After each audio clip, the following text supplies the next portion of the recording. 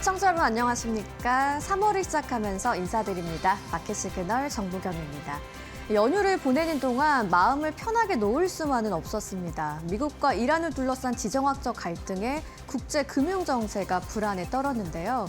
우리 시장은 어제 휴장을 했고 또 오늘 개장을 앞두고 있죠. 시장의 이슈들은 어떤 게 있었는지 우리에게 보내는 시그널까지 저희랑 확인해 보시죠. 마켓 시그널 본격적으로 출발합니다.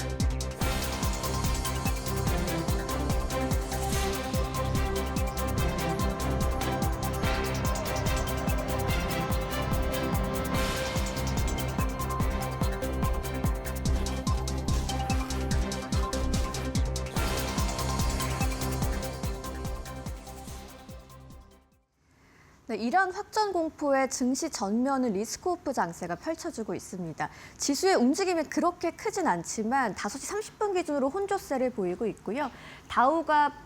다우가 하락하고 나스닥이 올라주는 이유, 나스닥을 버텨주는 건 엔비디아의 상승이라는 것까지 말씀드리겠습니다. 자, 오늘 시장이 혼조세를 보이고 있다 보니까 마감 상황까지는 또 어떻게 흘러갈지 저희랑 계속 지켜보도록 하시고요. 오늘 자금의 흐름은 어떤 방향으로 흘러갔을까요? 히트맵 통해서 확인해 보겠습니다. 자, 상승하는 종목들은 초록색, 하락하는 종목들은 빨간색으로 표시가 되는 히트맵인데요. 오늘 전형적으로 전쟁의 수혜를 입는 업종들, 그리고 유가 피해를 입는 업종들이 극명하게 갈리는 장세가 펼쳐졌습니다. 먼저 빅테크 업종들의 흐름이 엇갈렸는데요. M7 종목들 보시면 상승하는 종목과 하락하는 종목들 혼조가 돼 있습니다. 그중에서 오늘 나스닥의 하단을 지지해준 건 엔비디아였습니다. 3% 가까이 오르면서 오늘 나스닥을 지지해주는 엔비디아 확인을 해보실 수가 있고요. 확실히 오늘 전쟁으로 인해서 수혜를 입는 섹터는 방산 쪽이죠. 방산 쪽의 흐름이 좋고요. 또 유가 관련해서 에너지 쪽으로도 상승세가 이어지고 있습니다. 또 금융주 쪽에서는 보시면 혼조세가 이뤄지는 가운데 버크셔 해서웨이가 좀 큰 폭으로 하락하는 모습까지 확인해 볼 수 있겠습니다.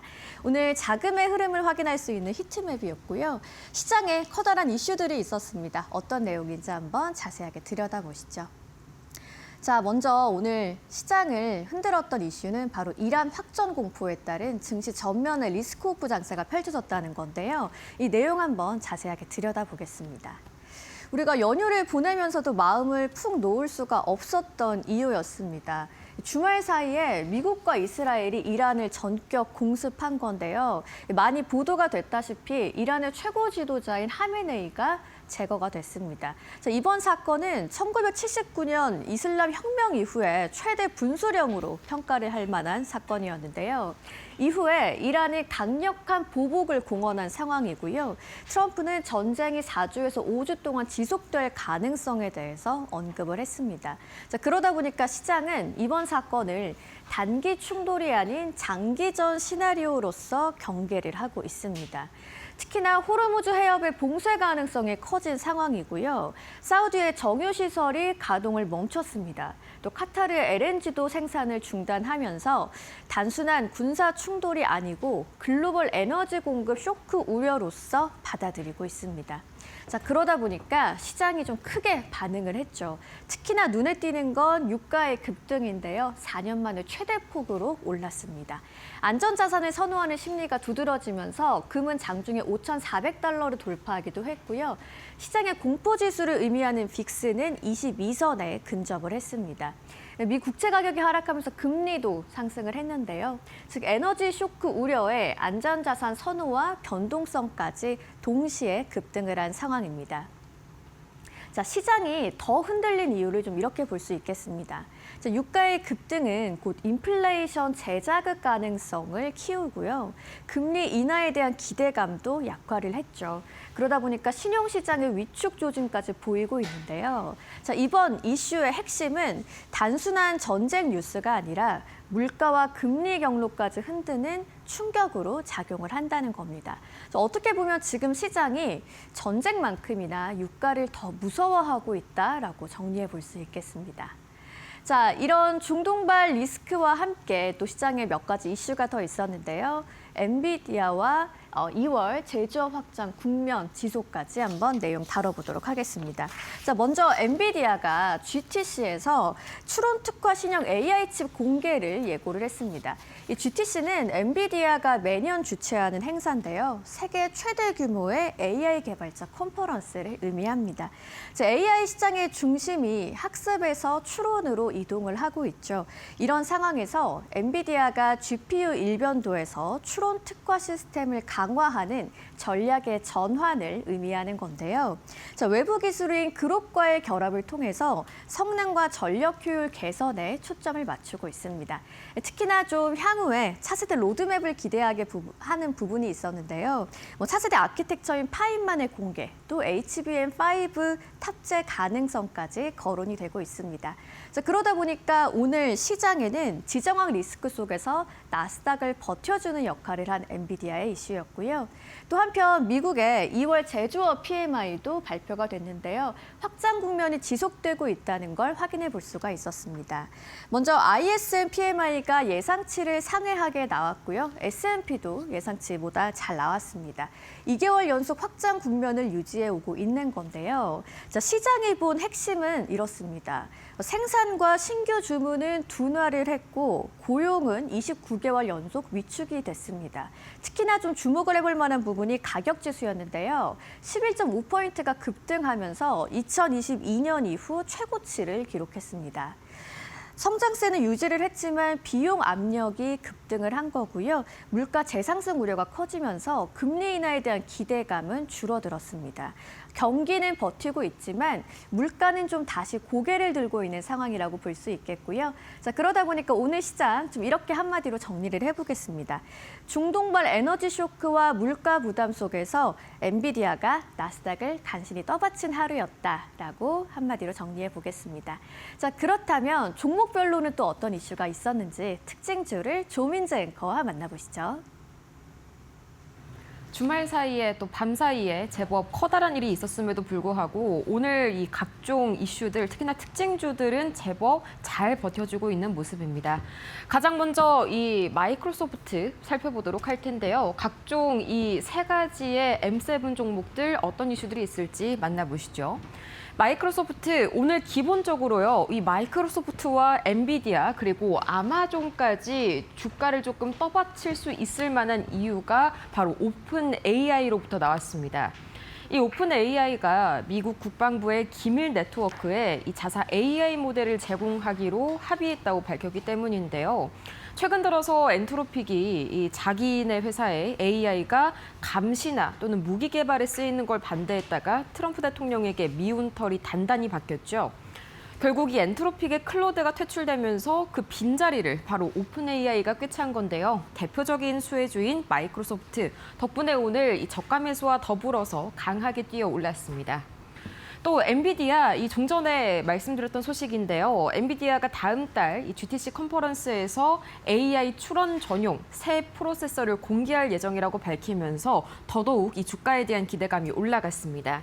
거기에다가 이 모건 스탠리가 최근 들어서 엔비디아가 실적 발표 이후에 주가가 급락한 것을 들어서 굉장히 매력적인 진입 구간이다. 저가 매수의 기회다라고 밝히면서 엔비디아를 최선호주로 이 지정을 한 것 역시 오늘 엔비디아의 매력 끌어올렸습니다.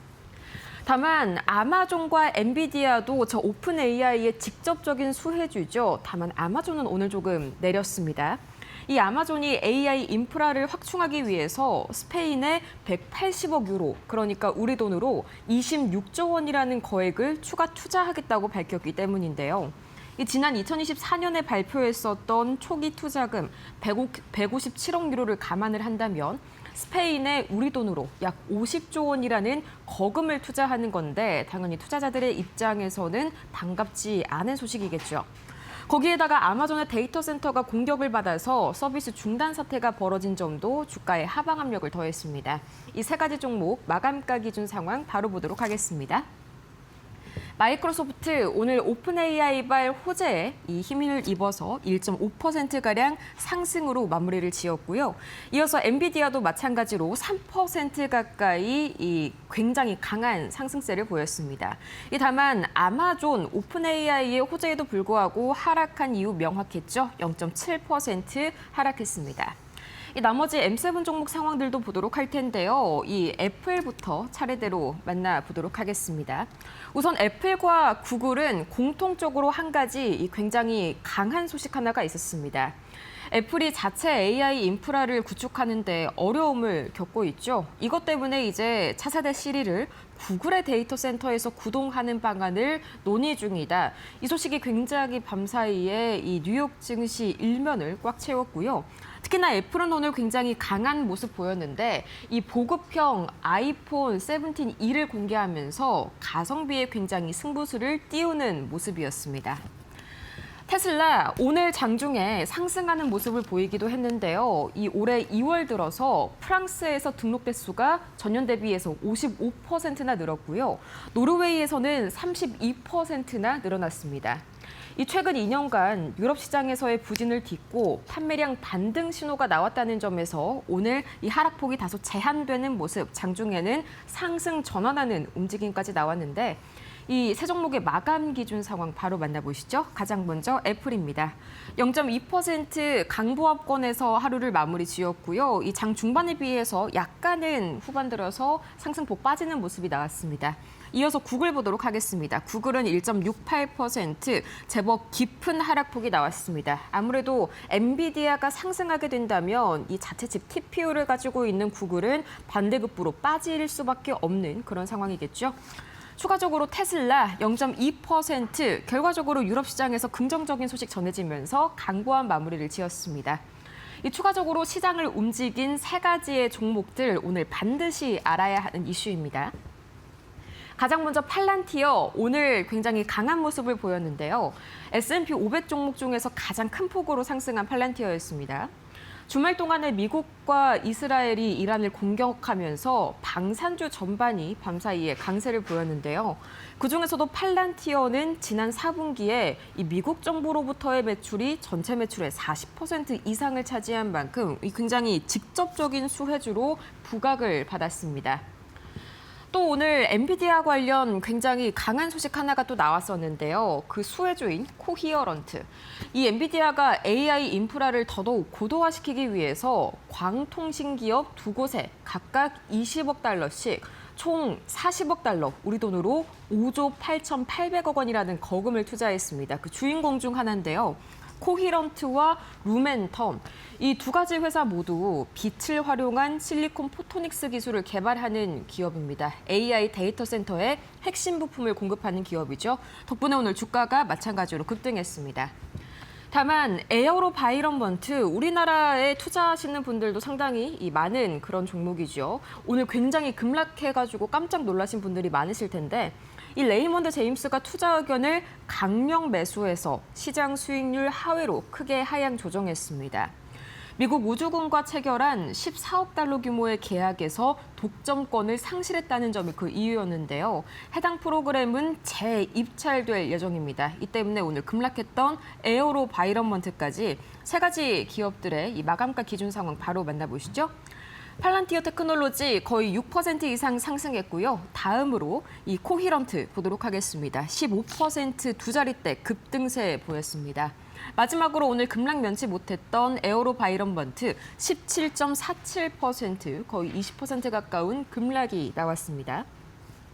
이어서 원자재 가격과 매크로 흐름, 굉장히 드라마틱한 움직임이 나오겠죠. 가장 먼저 국제유가 확인해 보겠습니다. 국제유가는 6% 가까이 올랐는데요. 이 트럼프 대통령이 미국의 대이란 군사작전이 예정보다 빠르게 진행될 것이라면서 구체적인 일정이 어떻든 상관없이 필요하면 목표를 어떻게 해서든 달성하겠다라고 밝혔습니다.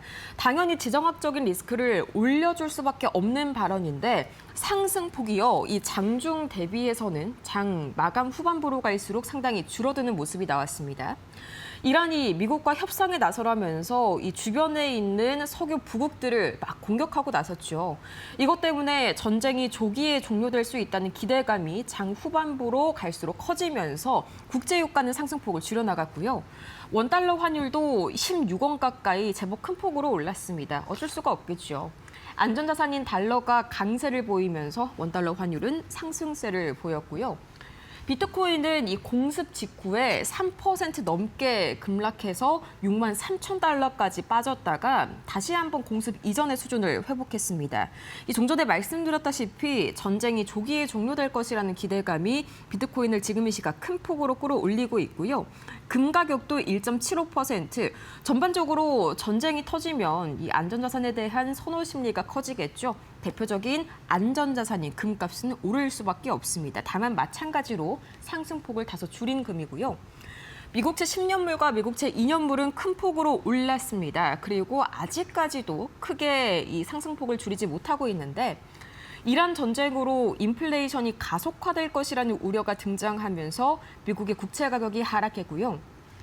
이 국채 가격과 반대로 움직이는 미국 국채 금리는 상승세를 보일 수밖에 없었습니다. 그렇다면 과연 3대 지수 어떻게 하루를 마무리했을지 바로 만나보시죠. 이란 전쟁이 발발하고 난 이후에 첫 거래일 다우지수는요. 장중에 양전하기도 했습니다. 그만큼 현재 이란 전쟁이 이 미국 뉴욕 증시에 미치고 있는 영향이 크지는 않다는 것을 의미하겠죠. 실제로도 0.15% 약보합권에서 거래를 마무리 지었고요. 나스닥은 되려 0.36%, 이 엔비디아의 3% 가까운 강세에 힘입어서 상승 마감. S&P 500 역시 방산주들에 힘입어서 0.04% 상승 마감주였습니다. 이 첫 거래일 치고는 나쁘지 않았던 상당히 잘 방어해냈었던 뉴욕 증시였습니다. 지금까지 뉴욕 증시 마감 상황 봤습니다.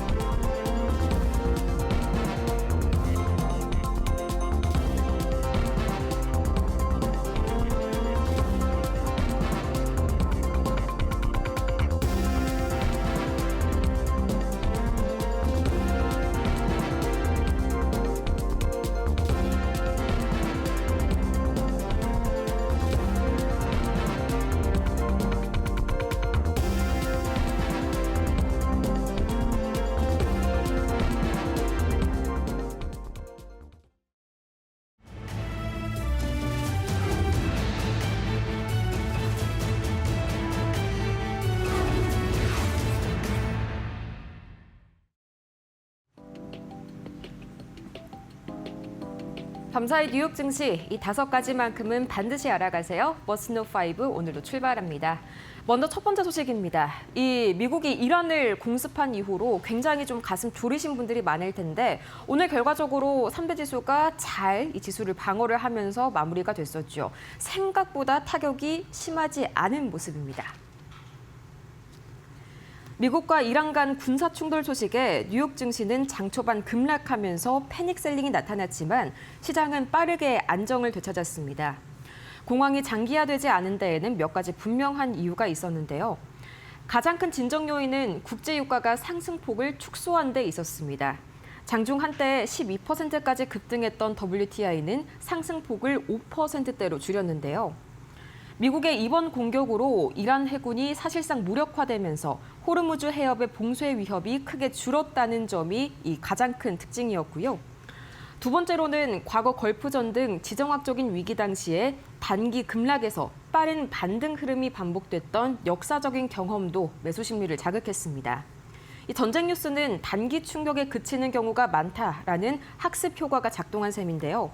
바클레이스의 아제이 라자드 아크샤는 이번 공습에 대해서 미국 경제 전망을 근본적으로 바꿀 정도의 확전 가능성은 크지 않다고 진단했습니다. 실제로 이란이 이웃의 석유 부국들을 공격하는 자충수를 두면서 미국과 이란 간의 전쟁이 조기 종료될 것이란 기대감도 커졌고요.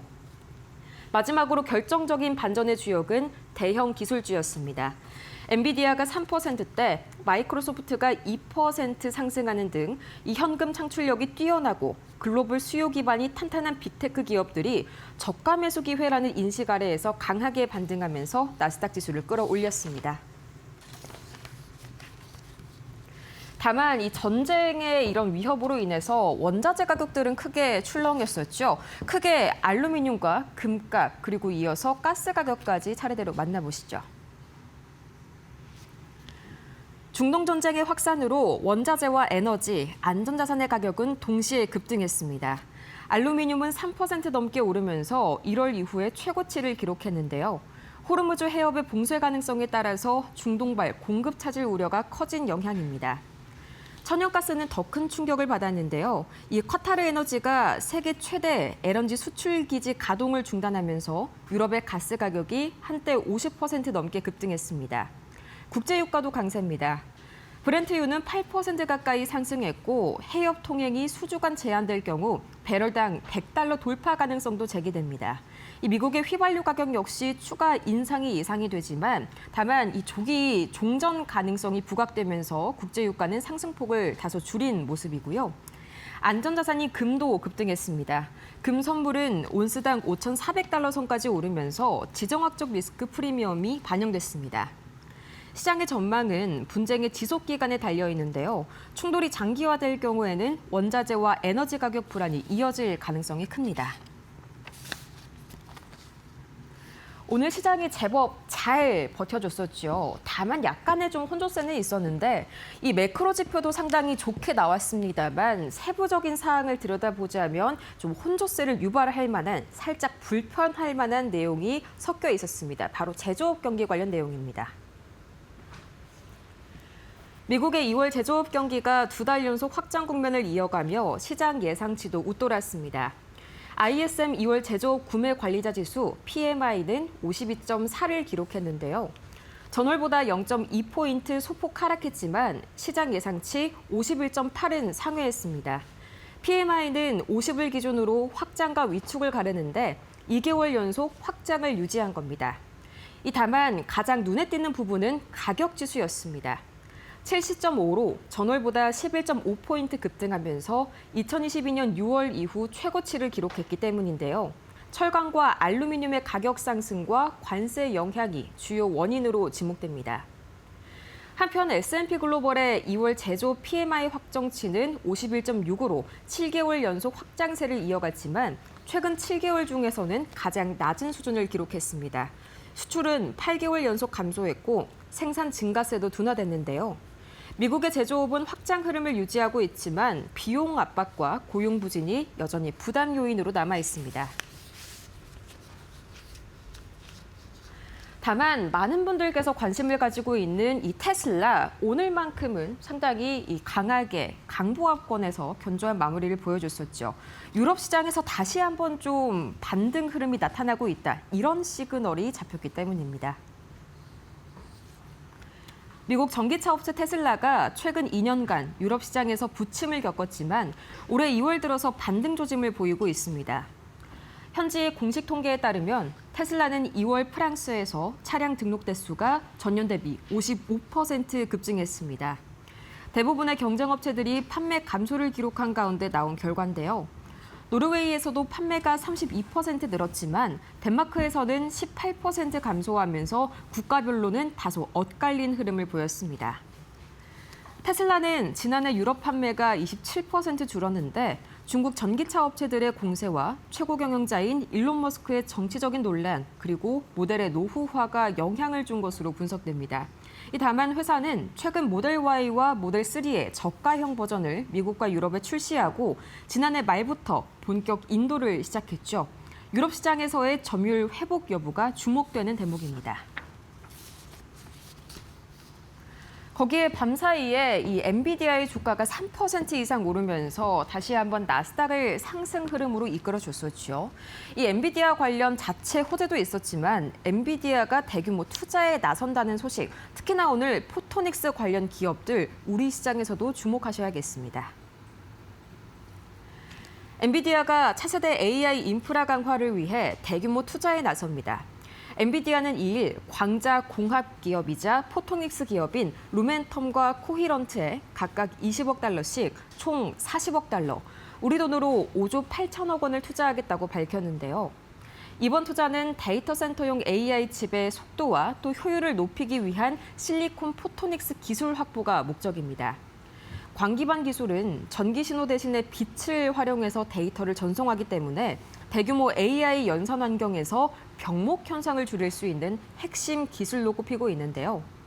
엔비디아는 단순 지분 투자뿐만 아니라 이 양사의 첨단 레이저와 광 네트워킹 장비에 대해서 수십억 달러의 구매 약정까지 체결했습니다.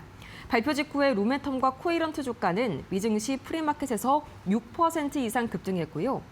젠슨왕 CEO는 기가와트급 AI 공장 구축을 위해서 세계 최고 수준의 실리콘 포토닉스 기술을 발전시키고 있다고 밝혔습니다. AI 인프라 경쟁이 격화되고 있는 가운데 엔비디아가 막대한 현금을 바탕으로 공급망과 핵심 기술을 선제적으로 확보하고 있다는 평가입니다. 결국 오늘 시장 생각보다 이 현재 이란 전쟁이 뉴욕 증시에 미치는 영향이 크지 않을 것이란 기대감에 다시 한번 나스닥과 S&P 500이 반등에 성공했던 하루였습니다. 지금까지 뉴욕 증시에서 반드시 알아야 할 머스노 5 살펴보고 왔습니다.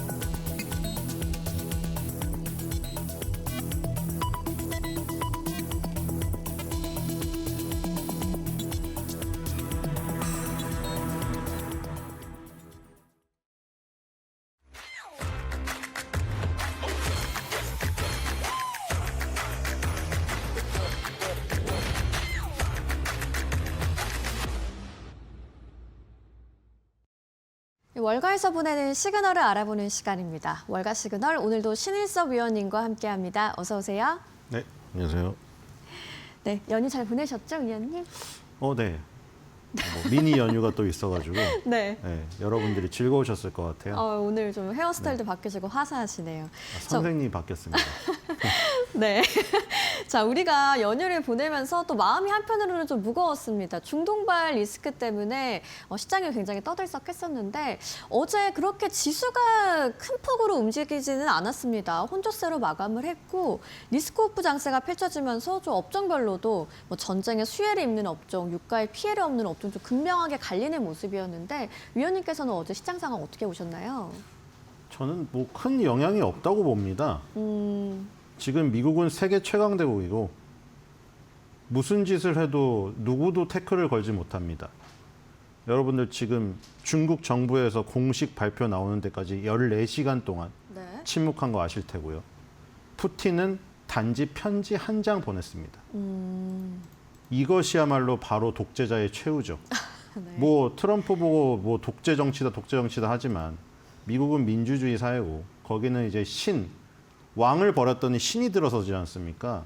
그리고 자국민 3만 명을 죽이고 뭐 미국인이 27%만 그 공습을 지지한다는 네. 얘기도 나오지만 트럼프는 지금 그 공화당의 압도적인 그 의석을 확보한 상태에서 지금 뭐 의회 성인이 없이 항상 공격했었어요. 역대 대통령들도. 그래서 그런 것이 문제가 될 것 같지는 않고요. 그 석유도 마찬가지입니다. 트럼프가 대놓고 인터뷰에서 얘기했잖아요. 이것이 다 무엇 때문인지 아시죠, 여러분? 석유 때문입니다. 얘기를 했습니다. 베네수엘라도 그렇고 이런 것도 그렇고 석유를 확보하고 나면은 유가는 안정될 것이고요. 그리고 이것은 어떻게 보면은 뒤로 중국, 러시아를 치는 거죠. 4월 달에 방중을 앞두고 있는데 네. 지금 그 테이블 위에서 뭔가 그 유가를 가지고 뭐 주제를 올려야 되는데 그걸 없애버린 겁니다, 지금.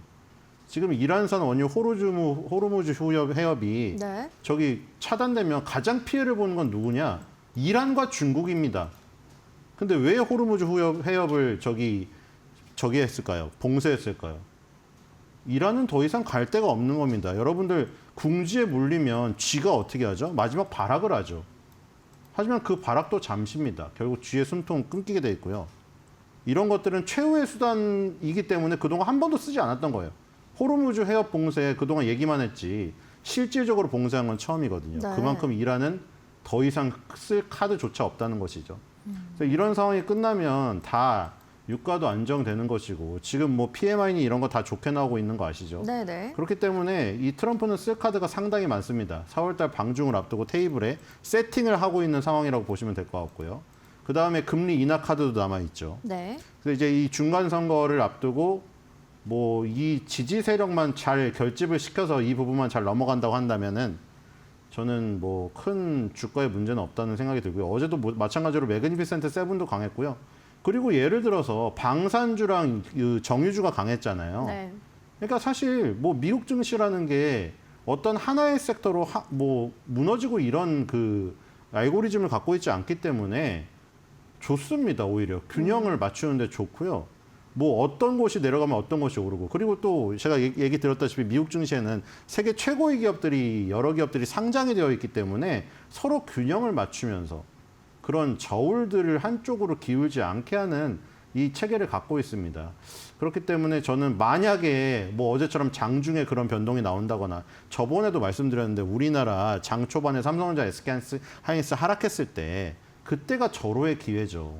이거 잘 생각해 보시면은 몇 번의 기회가 있었어요. 작년 4월 달부터. 그러니까 트럼프가 무슨 평지풍파를 일으키잖아요. 그때마다 매수의 기회였습니다, 여러분들. 지나고 나니까 후회되죠. 제가 계속 말씀드렸어요. 4월 달에 피켓 들고 나왔을 때, 10월 달인가에 시진핑하고 뭐 100%, 150% 관세 경쟁했을 때, 그때마다 출렁일 때마다 기회여서 제가 그 우스갯소리까지 했잖아요. 이거 혹시 트럼프 일가가 일부러 이런 거를 일으켜가지고 저점 매수를 하는 게 아닌가. 실제로 그 뉴스도 나왔잖아요. 작년 한 해 동안 트럼프 일가의 재산이 어마어마하게 불어났습니다, 지금. 그러니까 지금 그 정도의 어떤 그 의문이 들 정도로 그 트럼프가 어떤 이런 과격한 행동을 할 때마다 매수의 기회가 온다는 겁니다. 그러니까 지금 만약에 시장이 흔들리잖아요. 계속 바라만 보고 못 샀던 사람들에게 정말 일확천금의 기회가 오는 게 아닌가 이런 생각이 듭니다. 알겠습니다. 뭐 지금의 이야기가 매수 시그널이 될 수 있다는 이야기까지 한번 짚어주셨고요. 그렇다면 월가에서 보내는 시그널 키워드로 한번 바로 만나보겠습니다.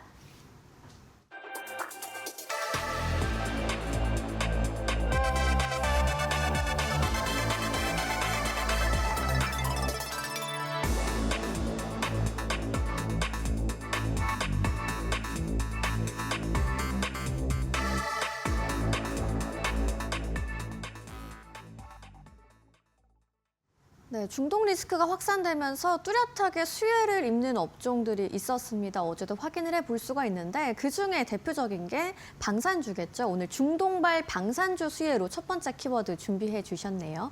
어떤 내용인지 좀 더 자세하게 들어볼게요. 네, 그 펜타곤 피자 지수 사이트 혹시 네네네. 요즘에 들어가 보셨나요? 그거 되게 재밌죠. 네. 이게 인포그래픽도 되게 예쁘고. 근데 그 이번에도 맞췄잖아요. 펜타곤에 또 그 뭐 피자 도미노 피자나 이런 피자집의 주문이 늘어났는데 네. 역시 또 맞췄습니다. 펜타곤이 바빴던 이유를 지금 증명을 했고요. 뭐 미국의 전력의 절반을 갖다 지금 박았다는데 지금 거기서도 압도적인 지금 이 군사력을 확인할 수 있었거든요. 네. 맘만 먹으면은 그냥 하루로 끝납니다. 이거는 지금 다 보시면은 마두로도록 하루로 끝나요. 지금 뭐 4일 동안 지금 계속 공습을 한다고 하는데 그거는 설정된 목표가 아직 달성이 안 된 거고 아까 또 보니까 이제 지상군 투입에 울렁증도 없다. 사람들이 뭐 베트남이나 무슨 뭐 그 얘기를 하잖아요. 지상군 투입했다 실패한 네. 뭐 저기라던가 아프가니스탄이라던가 그랬더니 뭐 트럼프는 내가 한 전쟁이 아니다라고 해서 트럼프는 지상군 투입에도 망설임이 없을 것 같아요. 만약에 한다면 그러면 이제 군수업체들은 더 좋을 것이고 그리고 지금 이 그 방산업체들이 또 저기가 힌트가 저기에 있었잖아요. 전쟁부로 바꿨잖아요. 국방부의 이름을 아, 네. 전쟁부로 바꾸고 아. 헤그세스 국방장관 맨날 가서 무슨 뭐 톰 크루즈처럼 우통 벗고 막 푸시업하고 막 이러잖아요. 그런 것들이 이제 굉장히 이제 이 뭐 전쟁 광이라고 또 반대쪽에서는 표현할 수 있지만 어떻게 보면 방산업체 혹은 국군 장병들, 미군 장병들에게는 굉장히 힘을 불어넣는 네. 그런 상황이다. 어제 그 인터뷰 20분짜리인가요? 그거 보더니 제가 미국민은 아닌데 저 인디펜던스 데이 영화 보는 줄 알았어요. 트럼프가 되게 장엄하게 연설을 하던데 네. 어쨌든 뭐 밑봉에 차오르지 않을까 이런 생각이 들고 그리고 이 지금 뭐 벙커 버스터라던가 뭐 패트리어트 미사일이라던가 사드라던가 이런 것들을 만든 여러 업체들 있죠. 네. 그런 업체들이 전부 다 들썩였던 네. 특히 이제 그 패트리어트 미사일이라던가 사드 체계를 만든 레이시언 테크놀로지가 급등을 했고 로키드 마틴도 급등하고 모든 지금 방산업체가 다 급등을 했습니다. 네, 저희 히트맵 보면서 섹터를 한번 보면 좋을 것 같은데요. 아무래도 좀 전쟁 이슈가 직접적으로 반영되다 보니까 방산주 섹터 흐름이 좋았다는 걸 히트맵으로 좀 한눈에 볼 수가 있더라고요. 네, 한번 같이 방산업체 볼까요? 전체적으로 강했고 네. 지금 뭐 이 전쟁을 일으키는 거 말고도 지금 계속해서 어떤 프로젝트가 있잖아요. 대표적으로 골든돔 프로젝트. 네. 가 대표적으로 있을 테고 여기에 지금 모든 이 체계 기업이 여기 다 들어가 있다고 보시면 될 것 같고 지금 여러분들이 전장에서 확인했던 B2 폭격기가 뭐 30발을 지금 하메네이 자택 주변에 날렸다고 하잖아요. 그 폭격기부터 시작해서 벙커버스터부터 만든 업체들이 다 지금 질비하게 지금 여기 지금 배열이 되어 있습니다. 네. 전부 다 강세를 보였고 지금 보니까 로키드 마틴은 지금 역사상 신고가를 이번 달에 다시 가는 상황이고요. 레이시안 테크놀로지도 지금 이번 달에 신고가를 가는 지금 상황이고 이런 것들이 결국 우주항공으로 또 이어지기 때문에 굉장히 스토리가 다양하다 이렇게 볼 수가 있겠습니다. 그래서 이게 방산주가 보통 우리나라 같은 경우에 그렇잖아요. 뭐 북한과의 갈등이 이루어지면 방산주가 떴다가 뭐 물론 하나에어로스페이스가 주도하는 흐름으로 나타나서 방산주가 이 어떻게 보면 스테디 테마로 자리 잡긴 했는데 그 전까지만 해도 그랬잖아요. 네. 북한과의 갈등이 심해지면 방산주가 테마로 오르고 북한과 조금 우호적인 관계를 하면은 이제 우호 테마가 지금 오르는 재건 테마 같은 게 이런 상황이었잖아요. 근데 이 지금 뭐 하나에어로스페이스 얘기를 했지만 이 미국의 방산은 아주 장기적인 스테디 종목들이에요. 이런 것들이 반짝 네. 어떤 시장의 방어적인 측면으로 오르는 게 아니기 때문에 스토리가 그냥 장기 스토리로 이어지는데 거기다가 지금 이란 공습의 이슈까지 더해진 거죠. 그러니까 지금 어떻게 보면 스테디셀러로 적당히 오르다가 확 튀는 지금 상황입니다. 마치 서점의 스테디셀러가 갑자기 어떤 이슈로 옛날의 스테디셀러가 네. 베스트셀러로 다시 또 오르는 것처럼 지금 그런 모습이죠. 방산주들은. 갑자기 아무래도 오른 게 아닙니다. 뭐 수년짜리 국방 지출 사이클이다 보니까 거기에 이번에 이슈까지 있다 보니까 꾸준히 올라왔고요. 네. 로키드 마틴은 다우지수의 굉장히 주요 역할을 하는 네. 종목이기도 하고 장기적으로 상승을 하다가 조금 더 기울기가 가팔라졌죠. 이런 이슈가 나왔기 때문에. 네, 이해가 됩니다. 자, 그러면 오늘 시그널 받을 종목을 당연히 이 방산주 섹터 쪽에서 골라 오셨을 것 같은데 어떤 종목으로 오늘 준비해 주셨나요? 네, 레이시언 테크놀로지입니다. 네. 예, 여기도 지금 보니까 위에 뉴스 나와 있는데 US 이란 스트라이커 디플로잉 뭐 토마호크 이렇게 나오잖아요, 미사일. 그러니까 이제 토마호크 미사일로 함대를 다 해안에다가 박아놓고 토마호크 미사일도 발사하고 B2 폭격기로 벙커버스터도 발사하고 뭐 다 때렸는데 이스라엘도 나름 나가고 네. 여기 보면은 RTX 나오는데 이게 레이시안 테크놀로지거든요. 장기적으로 상승을 하다가 지금 박스권 상단을 돌파하고 갭 상승으로 다시 고점 추세선 그 가까이 지금 다가서는 모습이죠. 네. 위를 또 뚫을 수 있는 가능성이 지금 보이고요. 결국에는 토마호크 미사일, F-35, 뭐 B2 폭격기 뭐 다 나오잖아요. 벙커버스터, 뭐 패트리어트 미사일, 사드 미사일 체계 이런 거에 지금 다 관여한 업체고 아까 말했듯이 이제 그 아르테미스 프로젝트라고 이제 달에다가 유인 4명을 보내잖아요. 그럼 방산에서 우주항공으로 이어지는 이런 스토리에다가 골드돔 프로젝트. 어쨌든 이 주요 기업들이 다 참여하게 되어 있습니다. 우리가 뭐 민간 항공기를 만드는 보잉도 결국 방산 쪽이 있기 때문에 방산업체로 분류가 되어 있고요. 그래서 이런 업체들은 굉장히 장기적으로 상승을 하고 있는데 이번 이슈 때문에 저기 보시면은 한 2주간의 박스권을 또 돌파한 모습이 보이죠. 네. 저 차트에서도 보입니다. 딱 갭 상승을 했잖아요. 딱 그러네요. 보셔도 네. 뭉쳐있던 지점을 갭 이격을 두고 위로 튀쳐 올랐잖아요. 그렇기 때문에 굉장히 좋은 이슈가 방산주에게는 부어졌다. 이렇게 아. 보시면 될 것 같습니다. 뭐 최근 실적 리포트는 또 어떤지 같이 보면서 얘기 나눠볼까요? 네, 그러니까 이게 깜짝으로 뭐 오르는 게 아니라는 거죠. 네. 미국은 국방비에 1,000조를 투입하는 유일한 세계 1의 국가고요.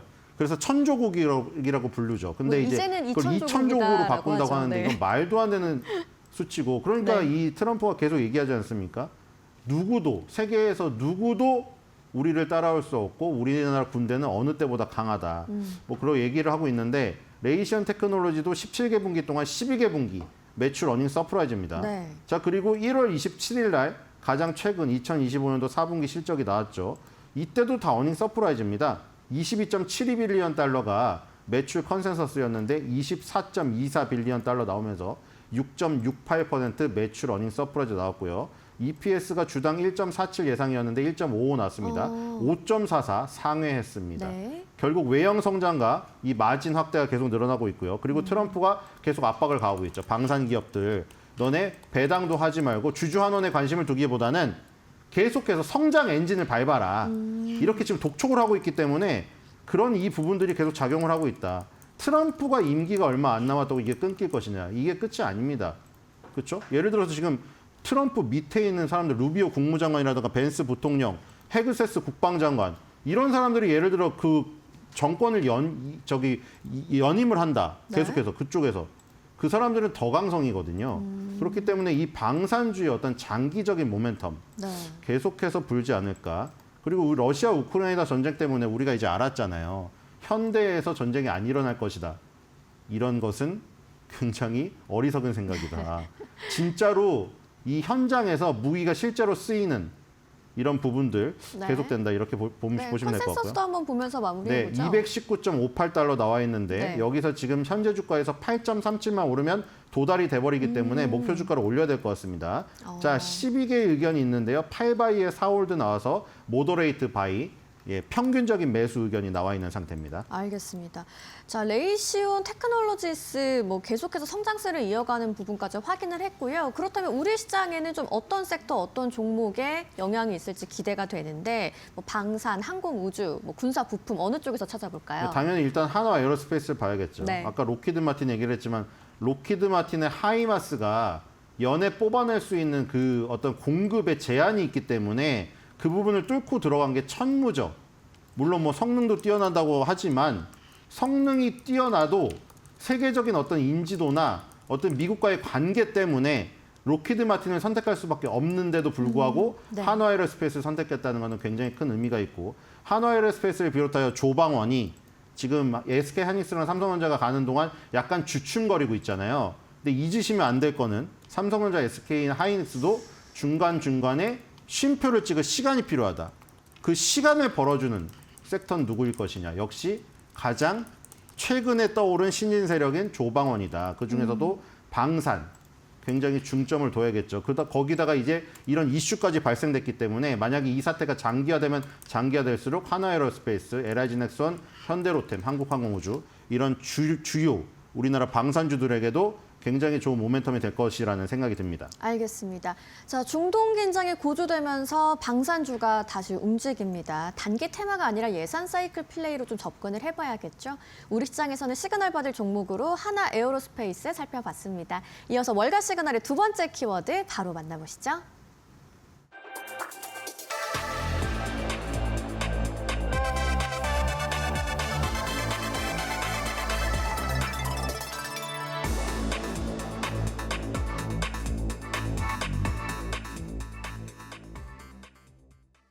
네, 두 번째 시그널 키워드입니다. 유가 변동성 속에서도 돈을 버는 구조, 다운스트림 에너지 기업에 관한 이야기인데 핵심 3대 수익 모델에 대해서 이야기를 해주신다고 들었습니다. 어떤 내용인지 좀 자세하게 들어볼게요. 네, 일단 우리가 그냥 그 미국의 정유주 하면 엑스모빌, 쉐브론을 알고 있는데 시가총액도 네. 가장 크고 엑스모빌, 쉐브론이 오랫동안 다우지수에 있었죠. 물론 엑스모빌은 퇴출을 당하고 인텔한테 대체를 당했지만 인텔도 결국 대체를 당했죠. 어쨌든 엑스모빌, 쉐브론을 알고 있는데 엑스모빌, 쉐브론은 시추부터 이제 그 석유를 파내는 설계하고 파내고 이런 업체들이죠. 이 지금 제가 오늘 갖고 온 종목은 네. 미들스트림과 다운스트림을 담당하는 겁니다. 아, 그러니까 네. 원유를 쉐브론이나 이 엑스모빌이 시추를 해주면 그거를 정제해서 정제한다는 게 이제 그 휘발유, 경유, 등유, 중유 뭐 이렇게 갈라서 나프타까지 끓여서 이제 뽑아내는 거예요. 끓는 점의 순서에 따라서 나오거든요. 그리고 그거를 또 최종적으로 파는 아르코라는 브랜드를 통해서 소비자와 직접 만나는 접점까지 있는 이런 업체입니다. 네. 그래서 이제 엑스모빌, 쉐브론과는 어떻게 보면 세부적인 섹터는 나뉠 수가 있지만 전체적인 흐름으로 봤을 때 같은 어떤 구조 안에 있는 이런 기업이라고 보시면 될 것 같고요. 자, 그래서 이 기업은 지금 장기적으로 이것도 상승을 하고 있습니다. 그리고 어저께 그리고 뭐 그저께 상황으로 인해 가지고 이것도 기울기가 굉장히 가팔라지고 있는 상황입니다. 네. 방산주나 정유주가 지금 다 마찬가지인데 장기적으로 스테디셀러인데 베스트셀러가 되고 있는 상황입니다. 알겠습니다. 이 다운스트림이 원유를 정제해서 휘발유, 디젤, 아스팔트로 판매를 하는 기업인데 오늘의 좀 종목으로 눈여겨볼 만한 걸 가져와 주셨어요. 마라톤 페트롤리엄인가요? 네, 마라톤 페트롤리움이죠. 뭐 미국 방송에서 보니까 메러선이라고 이제 발음을 굴려서 하던데 네, 저는 네. 마라톤이 좋아요. 네네. 자, 어쨌든 마라톤이라는 이름을 가진 것처럼 정말 꾸준히 장기적으로 상승했고요. 저것도 마찬가지예요. 어저께 갭 상승이 나오면서 고점과 고점을 연결한 고점 추세선을 두들기고 있거든요. 지금 레이시언 테크놀로지랑 상당히 비슷한 모습입니다. 고점과 고점을 연결한 추세선을 갭 상승으로 둘 다 돌파 시도를 하고 있는 그림입니다. 그래서 오늘 장이 끝나고 내일 장이 열리면 저 고점이 레이시언 테크놀로지나 마라톤, 페트롤리엄 다 돌파가 되지 않을까 이런 생각이 듭니다. 네. 그래서 지금 굉장히 강하게 지금 올라오고 있는 지금 상황이고요. 그리고 이게 지금 예를 들어서 이제 원유 가격이 올라가지고 만약에 이 소비자 가격에 전가를 시키게 되면은 그래도 살 것인가? 아까 아르코 브랜드가 굉장히 이 지금 인지도가 높기 때문에 소비자들이 감수를 하지 않을까 이런 생각이 들고 그리고 만약에 전략 배출률을 푼다던가 이 상황이 안정돼 가지고 아니 오펙에서 증산한다던가 이래 가지고 만약에 안정이 된다고 하면 충분히 감당 가능한 수준이지 않을까. 그리고 트럼프가 이 소비자한테 그 가는 이 유가가 높아지는 것을 용인하지 않을 것이라고 생각이 되기 때문에 뭐 그런 거는 걱정 안 해도 될 것 같습니다. 알겠습니다. 자, 그러면 컨센서스 실적까지도 한번 쭉 보면서 또 얘기를 더 나눠보죠. 네, 그 미국은 실적이 안 좋은 게 없습니다. 지금 마라톤, 페트롤리엄도 17개 분기 동안 무려 16개 분기의 매출, 어닝 서프라이즈입니다. 그냥 거의 올킬이에요, 이것도. 그러네요. 자, 그리고 2월 3일 거의 최근에 나왔는데 서프라이즈 상태가 엄청납니다. 매출액 30.15 빌리언 달러 컨센서스인데 33.42 빌리언 달러 나왔어요. 10.86% 상회했고요. 그다음에 주당 순이익은 엄청나게 나왔습니다. 2.71을 예상했는데 무려 4.07이 나오면서 오, 상회 퍼센티지 상태가 49.63%. 네. 슈퍼 어닝 서프라이즈가 나와버렸습니다. 자, 그리고 202.79 달러가 목표 주가인데 목표 주가 도달됐습니다. 그렇군요. 이미 도달돼서 오히려 떨어져야지 지금 목표 주가를 맞출 수가 있어요. 그러니까 네. 목표 주가를 올려야죠. 자, 그래서 이제 의견을 보니까 15개 의견 중에 9개가 바이, 6홀드에서 모더레이트 바이가 나온 상태입니다. 그러니까 여러분들은 엑슨모빌, 쉐브론을 대표주로 알고 있기 때문에 그냥 그걸 사도 되지만 좀 더 세부적으로 내려가서 미들 스트림이나 다운 스트림을 공략해도 수익이 엄청나게 크다. 아, 이렇게 보시면 될 것 같습니다. 알겠습니다. 자, 그렇다면 우리 시장에서는 아무래도 시그널 받을 종목을 뭐 정유 섹터 쪽에서 찾아볼 수 있을 것 같은데 어떤 종목일까요? 정유 섹터인데 순수 정유 쪽으로 매출이 지금 그 나오고 있는 회사는 S-오일밖에 없죠. 네. 왜냐 SK 이노베이션도 있고 뭐 HD 현대 오일뱅크도 있는데 HD 현대 오일뱅크는 그 자회사로 삽입되어서 HD 그룹을 사야지 살 수 있고요. SK 이노베이션은 아무래도 2차 전지주로 지금 완전히 시장에서 인식을 하고 있기 때문에 순수 정유 섹터로 우리가 유가에 따라서 혹은 이런 이슈에 따라서 움직이는 거는 S-오일입니다. 그래서 뭐 S-오일 말고도 뭐 조그맣게 뭐 대구 지역이라든가 경북 지역에서 도소매하는 업체들이 있는데 그건 테마기가 상당히 강하고 이 거래량이 없기 때문에 그것보다는 S-오일을 정통으로 하시는 게 좋다는 생각이 들고요.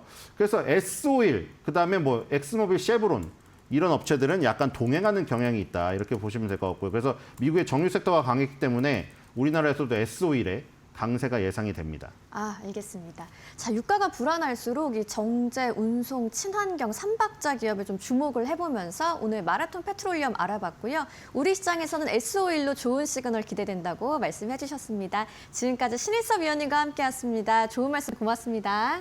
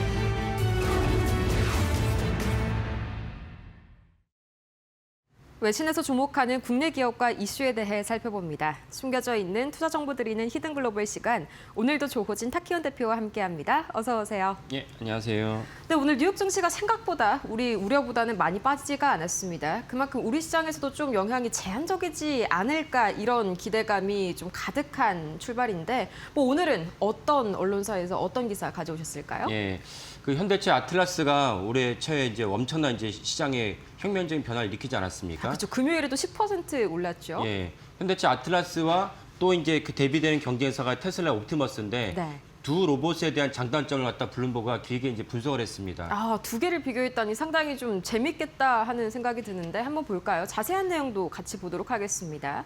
우선은 이 주로 내용을 보자면은 이 현대차의 아틀라스와 테슬라의 옵티머스를 좀 전면적으로 비교를 했다. 여기만 보더라도요, 뭐 아틀라스가 조금 더 우위에 있는 그런 모습이네요. 예, 그렇습니다. 이게 화면에 보신 대로 키가 일단은 현대차의 아틀라스는 1.9m, 2m에 달하는 네. 큰 키입니다. 그러니까 피지컬이 좋네요. 예, 네. 화면으로 보시면 이제 아틀라스가 작지 않나라고 인식할 수가 있고 또 우리가 보통 보는 이제 대다수의 휴머노이드 로봇이 작습니다. 뭐 전시회를 가거나 다른 곳에 봐도 휴머노이드가 작기 때문에 아틀라스도 그 정도 아닐까 싶지만 실제로는 2m 육박하는 거인이죠. 1.9m니까. 근데 반면에 옵티머스는 이제 그보다 작긴 하지만 그래서 꽤 큽니다. 뭐 1.72m니까요. 그래서 그 정도 키가 있고 또 이제 중요한 것 중에 하나가 이제 이 두 로봇이 얼마만큼 큰 무게를 들어 올릴 수 있느냐. 뭐 백덤블링 하고 이런 것도 중요하긴 하지만 그건 되게 이제 현혹하는 되게 환상적이다 볼 수가 있지만 이 두 로봇을 갖고 실제로 이제 공장에다 배치한다 그러면 얼마나 큰 무게를 들 수 있냐가 또 중요하다고 하겠습니다. 네, 그러면 여기에서 이제 두 개의 차이가 확연하게 드러난다고 하는데 우선 아틀라스가 50kg을 들 수 있다고 합니다. 저도 그냥 막 들어 올릴 수 있는 거네요. 예. 예. 그래서 옵티머스는 그 20kg를 들 수가 있는데 그 차이가 좀 전에 말씀드린 대로 이걸 갖다가 예를 들면 현대차 같은 경우는 이제 자동차 생산 라인에 이제 배치를 해야 되는데 20kg를 들 수 있는 로봇과 50kg를 들 수 있는 로봇이라면 당연히 이제 배치해서 시킬 수 있는 역량이 제한적입니다. 20kg 한다면은 저 같은 성인 남자도 20kg를 그래도 어느 정도 번쩍번쩍 들 수가 있습니다. 그쵸. 다만 이것을 갖다가 무한히 반복한다. 하루에 뭐 20번인가 100번 들으려는데 뭐 다르겠지만 어쨌건 20kg 한다면 야 그렇게 로봇치고는 좀 작게 들는 거 아니야라고 생각할 수 있습니다. 반면에 이제 아틀라스는 50kg를 들 수 있으니까 50kg면 뭐 들기가 쉽지 않죠. 그래서 이런 점에 봤을 때는 블룸버그는 뭐라고 보도했느냐? 실제로 그 자동차 생산 현장에 투입할 수 있는 유일한 휴머노이드는 아틀라스밖에 없지 않냐라고 이제 보도를 했습니다. 그 점에서는 확실하게 아틀라스가 옵티머스보다는 강점이 있다라고 볼 수가 있겠습니다. 네, 확실히 이 부분이 이 적재량이요 사람을 대체할 수 있느냐 없느냐 그걸 또 가르는 변수가 될 수도 있을 것 같습니다. 자 그러면 이제 아틀라스가 만약에 제조 현장에 좀 배치가 된다면은 이게 뭐 얼마만큼의 단순 계산으로 이익이 될지도 궁금한데요. 예, 그 블룸버그는 이제 현대차 매출에서 전체 인건비가 차지하는 비중이 10%라고 추정을 했습니다. 그러면 10%를 단숨에 다 이제 대체하진 않겠지만 어쨌건 단순한 수식 계산을 본다면 10%에 해당하는 비용을 아틀라스가 대체한다. 그렇다면 물론 아틀라스 공짜는 아니죠. 하지만 우리가 언제나 주목하고 아시다시피 주말에 일을 시킨다든지 밤에 야근을 시킨다든지 현대차 같은 경우 3교대 시킨다 그러면은 사실 거기에서 뭐 시비가 나올 수 있는데 로봇은 3교대 시키건 주말에도 일을 시키건 뭐 1월 1일이건 12월 25일이건 상관없이 계속 일을 시킬 수 있으니까 그 점에 있어서는 아틀라스가 가장 큰 최고의 장점이자라고 꼽을 수 있겠습니다. 아, 아틀라스 시급이 $5라니 뭐 우리 돈으로 친다면은 뭐 7,500원 수준의 시급이죠. 말도 안 되게 저렴한 건데 근데 문제가요. 그래놓고 이제 아틀라스를 만드는 단가가 너무 높아버리면 그건 그거대로 문제잖아요. 그건 어느 정도 좀 합리적인 수준인가요? 예. 단가는 이제 아틀라스가 다른 로봇에 비해서 비싼 건 사실입니다. 그래서 네. 정확하게 현대차가 발표하진 않았지만 CES에서 이제 그때 이제 블룸버그가 취재한 바로는 아틀라스는 그 13만에서 14만 달러 대당. 근데 이 대당 가격을 만약에 10,000대까지 대규모로 생산할 수 있다면 50%까지 낮출 수 있다. 그럼 65,000달러 되죠. 그래도 사실 옵티머스와 비쌉니다. 옵티머스는 생산한 지 오래됐죠. 옵티머스는 2만 3만 달러 정도 대당이고 그다음에 유니트로는 중국의 유니트로는 또 다른 강자이죠. 원래 대당 생산비는 원래 중국이 다 압도적이지 않습니까? 유니트로의 최신 모델이 4,900달러, 5,000달러니까 유니트로는 압도적으로 싸다 이렇게 볼 수가 있습니다. 거기에 또 다른 중요한 운영 비용이 중요해요. 왜냐하면 배치를 했는데 운영 비용이 비싸면 또 이제 무형 지물 아닙니까? 아틀라스는 만약에 10만 달러까지 가격이 떨어진다면 시간당 운영 가격은 $5. $5 한다면 현재 미국의 이제 최저임금이 7.25달러이기 때문에 최저임금보다 낮다. 그러니까 현대차 입장에서는 훨씬 배치하면 배치할수록 이득이라는 점을 알 수 있습니다. 여기에다가 그 단순한 어떤 최저임금 말고 현재 시간당 공장 노동자들이 받는 임금이 미국 기준으로 시간당 20에서 38달러니까 이걸 비교해도 압도적으로 쌌다는 것을 알 수 있습니다. 그래서 이런 것들이 보다 더 체계가 잡히고 진짜 궤도에 오른다면은 현재 2028년 도입 시에 전 세계적으로 약 300만에서 400만 명의 근로자가 이제 조립을 하고 있는데 이 근로자 조립하는 것을 갖다가 휴머노이드가 대체할 수 있다. 이 말은 무엇이냐? 현대차뿐만 아니라 현대차 휴머노이드 아틀라스가 궤도에 오른다면 전 세계 많은 완성차에서 휴머노이드 아틀라스를 갖다가 채택할 여지가 크다라고 볼 수가 있겠습니다. 그래서 실질적으로 이 휴머노이드 시장이 엄청 크다라고 볼 수가 있습니다. 네, 이 생산 비용만 좀 떨어지면 얼마든지 이 수요도 폭증할 수 있다. 이거를 좀 체크할 수 있는 대목이었습니다. 다음 이슈로 한번 두 번째 이슈 넘어가 보도록 할까요? 다음 이슈는 또 어디에서 어떤 인사이트가 준비되어 있을까요? 예, 이 아틀라스 휴머노이드가 전 세계 완성차 시장을 덮다 보니까 이번 FT가 각 완성차별로 언제 그 휴머노이드를 배치하는지 갖다 기사를 실었습니다. 파이낸셜 타임스 말씀이시죠? 한번 예, 예. 기사 만나볼까요? BMW도 생산 라인에 이제 휴머노이드를 투입한다고 하는데 자세한 내용 보면서 좀 이야기를 보도록 하겠습니다. 이 BMW가 독일 공장에 휴머노이드 로봇을 배치하겠다고요. 이게 현대차와 또 어떤 관련이 있을까요? 예. 현대차는 이제 28년도에 배치하겠다 했지만 우리는 현대차만 아니까 28년도로 인식을 하지만 BMW가 이번 주에 배치를 하고 또 하나 BMW 독일 공장은 이번 주지만은 미국 공장은 이미 배치했습니다. 배치했기 때문에 사실 휴머노이드가 일으킨 그 세계 완성차 시장의 공정의 혁명은 이미 엄청난 진행 중이다라고 보시면 되겠습니다. 근데 이번 투입이요, BMW에서 완전 처음은 좀 아니라고 들었습니다. 실제로 뭐 미국에서 시범 운영을 이미 마무리한 상태라고요. 예, 그래서 미국 공장에서는 그 사우스 캐롤라이나주다 이미 시범 운영을 하고 있는데 현재 로봇이 10개월 동안 주 5일 그리고 하루 10시간씩 근무하면서 3만 대 이상의 차량에 도금이나 이쪽 작업에 용접화를 진행하고 있다고 합니다. 그래서 이 작업을 진행하고 있으니까 제가 거듭 말씀드리지만 휴머노이드가 단순하게 과학 잡채만 나오는 현실이 아니고 우리의 제조 현장에서 이미 혁신적인 그 광풍을 일으키고 있다. 그렇다면 우리도 준비해야 되는 다가올 미래다, 다가올 현재다라고 보시면 되겠습니다. 네, 이 BMW가 시범 사업을 했다라는 점이 또 상당히 눈에 띄는데요. 여기에서 좀 어느 정도 검증이 됐으니까 실제로 운영을 한다는 거겠죠. 어떤 점이 특히 검증이 됐을까요? 예.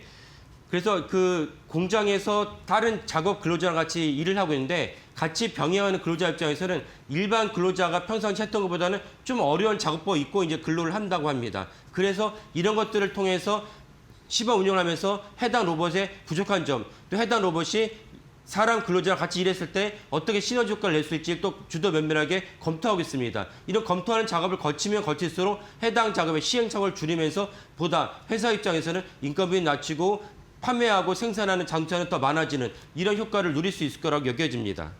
네, 거의 뭐 10개월 동안에 주 5일, 뭐 하루 10시간씩 근무를 했다고요. 이 부분이 상당히 또 인상 깊게 좀 박히는 부분인데, 그럼 이제 이런 휴머노이드 투입이요. 사실상 우리가 좀 이렇게 반항한다고 해서 거스를 수 없는 하나의 물결이 된 것 같네요. 예, 그렇죠. 그래서 FT는 이제 휴머노이드 로봇이 아까 말씀드린 공장뿐만 아니라 가정용 로봇에도 많이 쓰겠죠. 우리 아마 화면 보신 분들은 그 집에 계신 이제 그 부모님들은 아이들이 이제 집에 왔을 때 그걸 반겨주는 그러니까 부모님도 어머님도 중요하지만 어머니가 없을 경우도 있지 않습니까? 그러면 이제 로봇이 다가와서 왔니? 학교에서 무슨 일 있었니? 그다음에 오늘 간식은 이거 준비해놨어. 이런 것들을 오고 갈 수 있는 휴머노이드 로봇, 가사를 도울 수 있는 휴머노이드 로봇 이런 것을 다 합쳐서 FT는 이제 2050년까지 해당 시장이 생산 공장과 가정용 로봇을 다 합쳐서 무려 5조 달러 이를 걸 전망을 했습니다. 우리나라가 현재 코스피가 엄청난 광풍을 갖다가 그 주가를 갖다 6,000필 넘지 않았습니까? 그렇죠. 근데 6,000필 넘게 된 가장 큰 주역이 현대차도 있지만 양부 메모리 회사입니다. SK하이닉스와 삼성전자의 엄청난 주가 혁신인데 이 메모리 반도체가 올해 현재 그 2020년 현재 전 세계 시장이 얼마냐? 약 1,200억 달러입니다. 1,200억 달러요. 예. 네. 그래서 만약에 2030년이 됐을 때도 메모리 반도체가 더 성장하겠지만 그래봐야 2,300억 달러입니다. 근데 아까 말씀드린 휴머노이드 시장의 생산과 가정 로봇을 다 합쳤을 때 해당 시장 규모가 얼마냐? 5조 달러입니다. 그렇다면은 메모리 반도체 시장보다 휴머노이드 시장이 20배가 훨씬 크다라고 볼 수 있기 때문에 그만큼 이 휴머노이드 시장에 대해서 휴머노이드 혁신과 생산 현장에 배치되는 이 현실이 우리에게 되게 중요하다고 볼 수가 있겠습니다. 네, 앞으로의 미래가 더더욱 기대되는 휴머노이드인데 그럼 뭐 지금까지는 어느 단계에 와 있는지가 궁금하네요. 현대차 이외의 다른 완성차 업체들은 좀 어느 정도로 현재 휴머노이드를 투입하고 있습니까? 예. 현대차는 공식적으로 28년에 이제 투입하겠다 얘기했는데 네. 도요타는 이미 지난주에 캐나다 공장에다 투입을 했습니다. 아, 지난주요? 예. 네. 그 벤츠도 이제 이미 공장에 투입을 했고 그다음에 미국의 또 주요 완성차 중에 하나인 포드 역시 작년에 이제 독일 켈른 공장에다 휴머노이드 시험 가동을 했습니다. 그러니까 사실은 현대차의 정의선 회장만 이제 휴머노이드 로봇 중에다가 깨달았지 않았겠죠. 그러니까 전 세계 유수의 완성차 기업들도 휴머노이드 로봇을 우리가 얼마만큼 공장에 갖다 현실에 배치하느냐에 따라서 자기의 회사의 운명에 가늠을 할 수 있다는 것을 깨달았기 때문에 앞다퉈서 시범 운영 내지 그 이미 배치하고 있다는 것을 알 수가 있습니다. 네, 하지만 아직은 그래도 시작 단계다 보니까 좀 여러 가지 시행착오들도 같이 있는 것 같습니다. 완벽하게 로봇 혼자만 일하는 구간은 아직까지는 좀 아니죠. 예, 그렇습니다. 그래서 아까 말씀드린 대로 이제 BMW 같은 경우 휴머노이드 로봇을 배치한 동시에 사람에 있는 근로자를 동시에 배치를 해가지고 휴머노이드 로봇이 실수하는 측면. 그리고 왜냐하면 뭐든지 설계를 하고 완성을 했을 때 그것과 현실은 다릅니다. 그럼 현실에서 닥친 어떤 시행착오를 어떻게 줄이는지를 갖다가 주도 면밀하게 관찰하는 동시에 있습니다. 그래서 이런 것들을 우리가 어쩔 수 없이 이제 시행착오를 겪어야 될 시기가 필요하다. 그런데 우리는 이제 현대차 공장을 울산 공장에 배치하려고 했을 때 민노총이 뭐라고 발표했습니까? 단 한 대의 아틀라스도 배치할 수 없다. 그렇다면 배치할 수 없으면은 이걸 무용지물이고 그림의 떡에 불과합니다. 이런 것은 사실은 패러다임 시프트 수준의 엄청난 혁신이 있을 때는 반드시 진통이 따를 수밖에 없고 이 진통을 우리가 어떤 식으로 슬기롭게 넘어갈 것이냐라는 것도 중요한 과제를 할 수 있습니다. 그래서 그래야지 현대차나 기아차 입장에서는 아까 말씀드린 대로 인건비는 줄인 동시에 더 많은 자동차를 생산해야지 더 많은 자동차 생산하면서 자동차 판매 단가도 줄여야지 현대차와 기아차의 미래가 밝다. 이걸 배치하지 못하면 그림의 떡에 불과할 뿐이니까 현대차 주가는 암울하다 볼 수 있습니다. 이 점도 현대차의 주주들이나 현대차에서 일하시는 임직원들도 유념해야 될 사실이라고 하겠습니다. 네, 노란봉투법 이슈를 코앞에 두고 계속해서 현대차, 특히나 아틀라스 관련 호재들이 터져 나오고 있는 요즘입니다. 오늘 현대차의 주가에 더더욱 날개를 달아주지 않을까 하는 기대감이 가득해지는 그런 기사였네요. 이렇게 해서 오늘도 이 조호진 타키온 대표와 함께 밤사이 그리고 주말 사이 전해진 외신 투자 인사이트들 자세하게 파헤쳐봤습니다. 좋은 말씀 고맙습니다. 네, 감사합니다.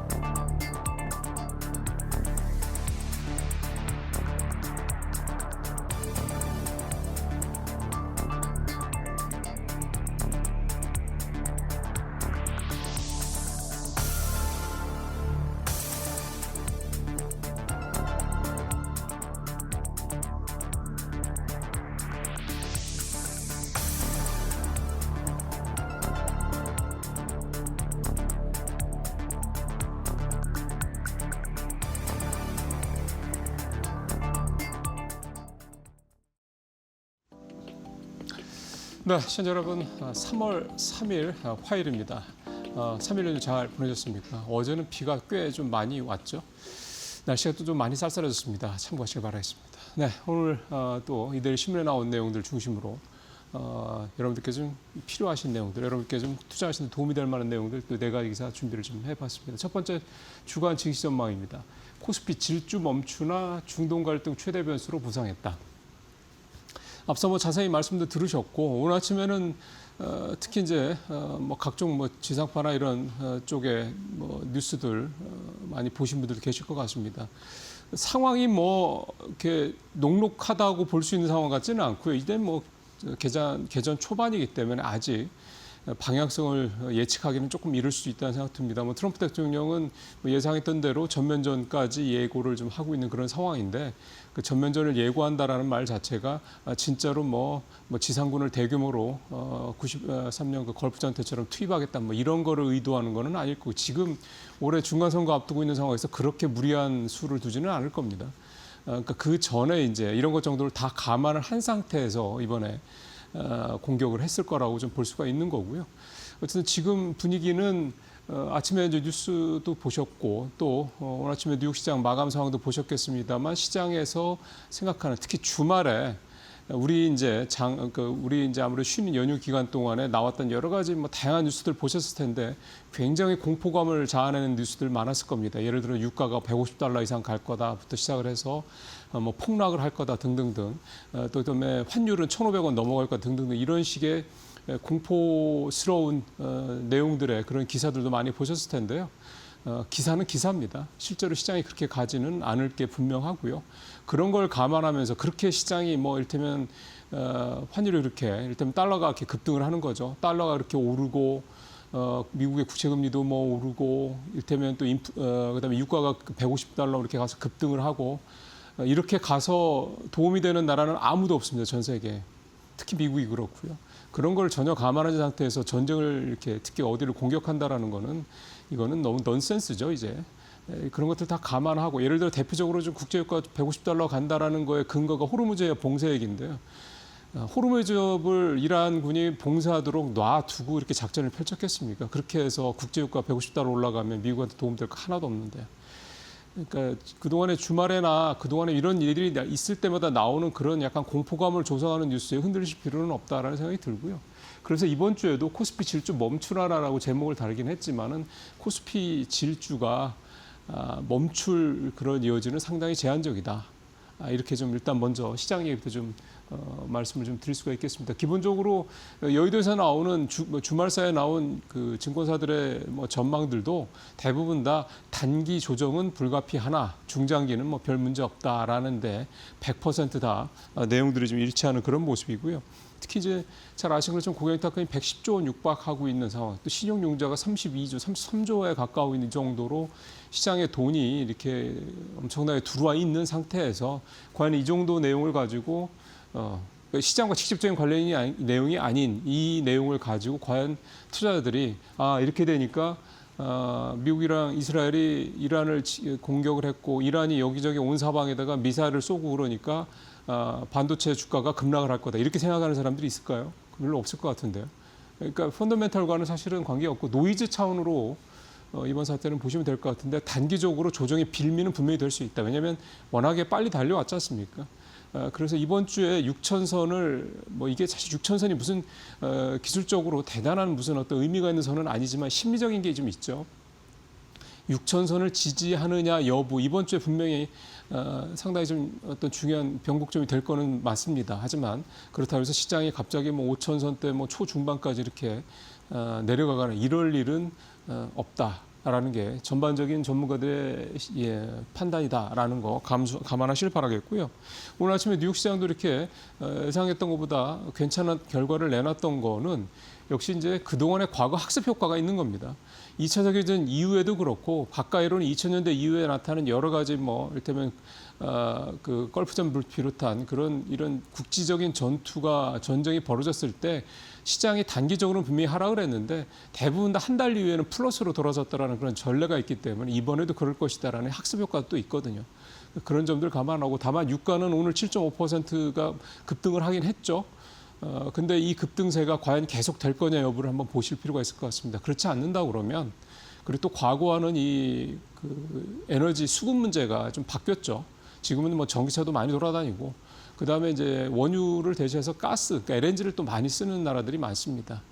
그런 부분들도 예전과는 다른 에너지 수급 상황이 좀 이렇게 벌어지고 있다라는 점도 감안하실 필요가 있지 않겠냐 생각이 좀 듭니다. 자, 주간 외환전망도 해봐야죠. 우리 입장에서 봤을 때는 미국 입장에서 봤을 때는 유가가 가장 중요한 변수가 될지 모르겠습니다. 우리 입장에서 때는 사실 원달러 환율이 가장 중요한 변수임에 분명합니다. 유가도 물론 유가입니다만 유가는 그래서 앞에서 말씀드린 그런 부분들 단기적으로는 오를 수가 있겠지만 무슨 일부에서 얘기하는 것처럼 100달러니 120달러니 150달러 어림도 없는 얘기다라는 과도한 공포 분위기를 조성하는 기사에 현혹되지 마시라는 말씀을 드렸고, 자, 이건 환율 1,400원대 초반에 안착할 수 있을까? 이 주간 외환 전망 얘기 이제 해보도록 하겠습니다.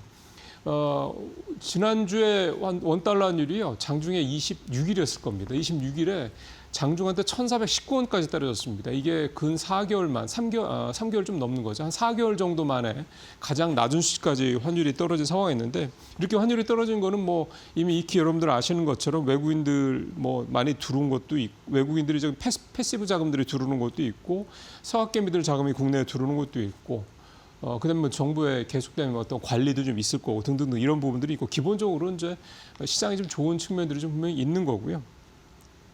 근데 이제 일단 좀 화면에서 보시는 것처럼 환율이 좀 양한장에서 좀 오른 건 사실입니다. 그래서 분명히 영향이 있는 거는 분명하고요.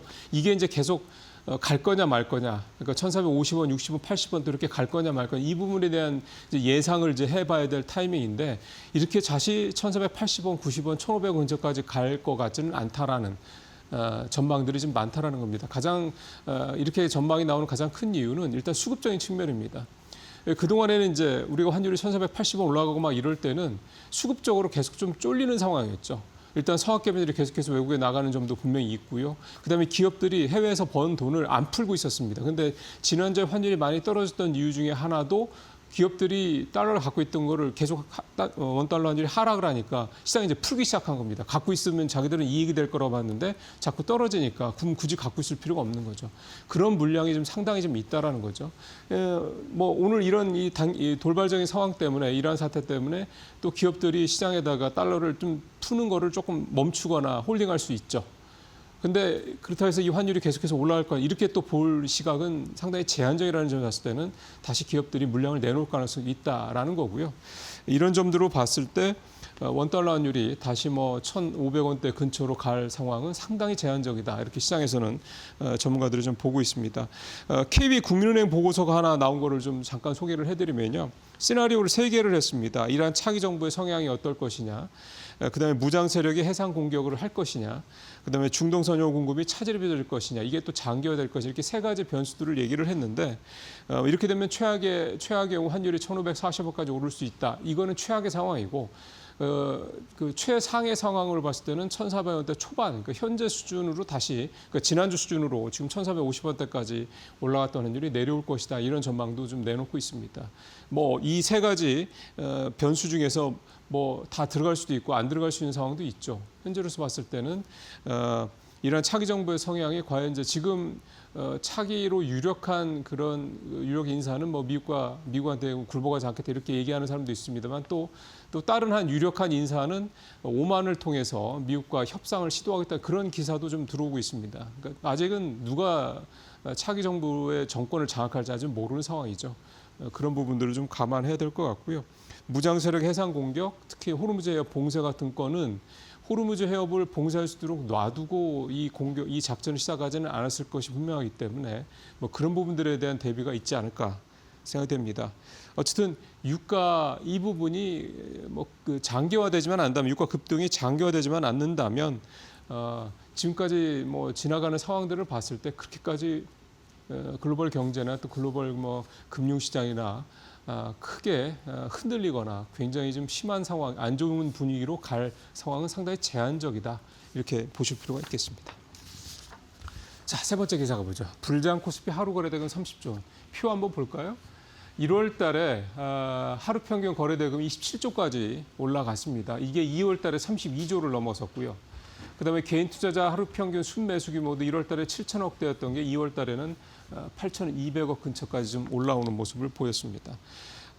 이게 1월 달 대비 2월 달이 20% 정도 늘어난 수치고, 역시 뭐 주가도 그렇습니다만 이 거래도 삼성전자, SK하이닉스, 현대차 등 이런 시총 1, 2, 3 이 세 종목에 좀 집중됐다, 이렇게 좀 볼 수가 있겠고요. 특히 삼성전자, SK하이닉스, 삼성전자, 우선주 이 세 종목, 이 세 종목의 하루 평균 거래 대금이 10조 5천억 원이 되니까 대략 한 3분의 1 정도 차지를 하는 거죠.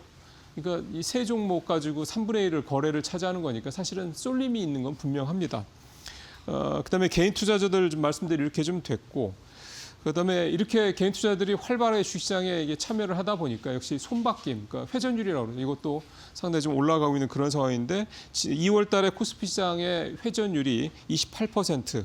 2022년 이후 3년 10개월 만에 근 4년 만에 최대치를 기록했고 1월 달에 18%였으니까 이거보다도 약 한 10%포인트 이상 굉장히 회전이 빨라지고 있다. 이렇게 볼 수가 있겠습니다. 근데 또 이게 회전율이 좀 빠르게 올라가는 부분을 좀 다르게 생각을 해보면요.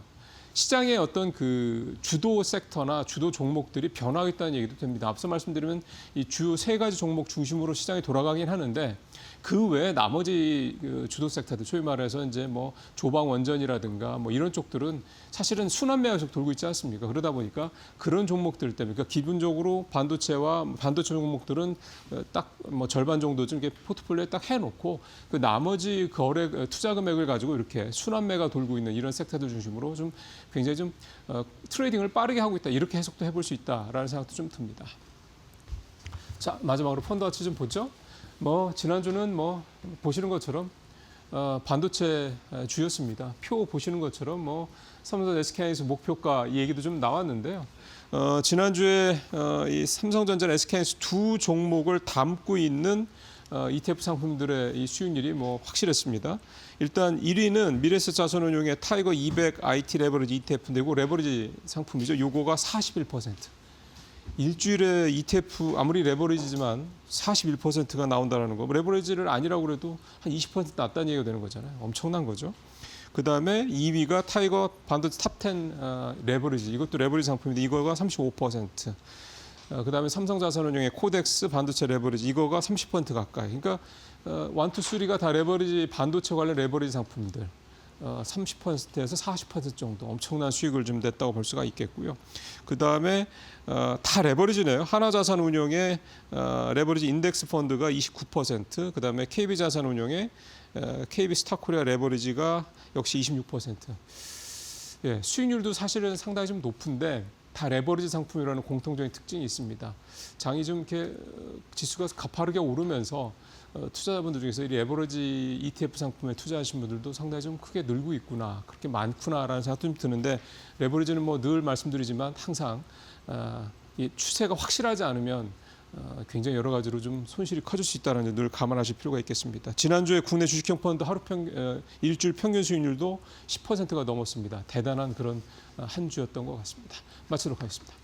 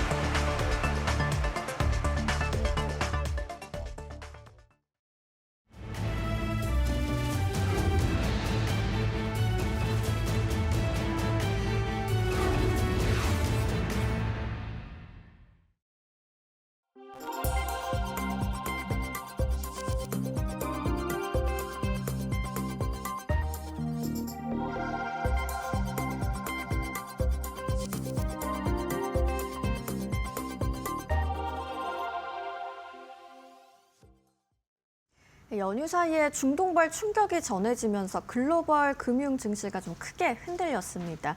미국 증시 환전 우려 속에서 리스크오프 흐름이 나타났고요. 반면 우리 시장은 어제 휴장이었죠. 오늘 개장은 그 충격을 좀 한 번에 반영하는 자리가 될 수 있을 텐데요.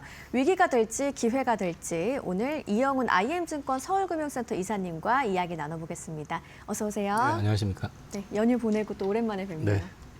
네, 간밤에 미국 증시가 중동 이슈 속에서 마감을 했습니다. 전반적인 분위기와 자금 흐름부터 한번 정리해 볼까요?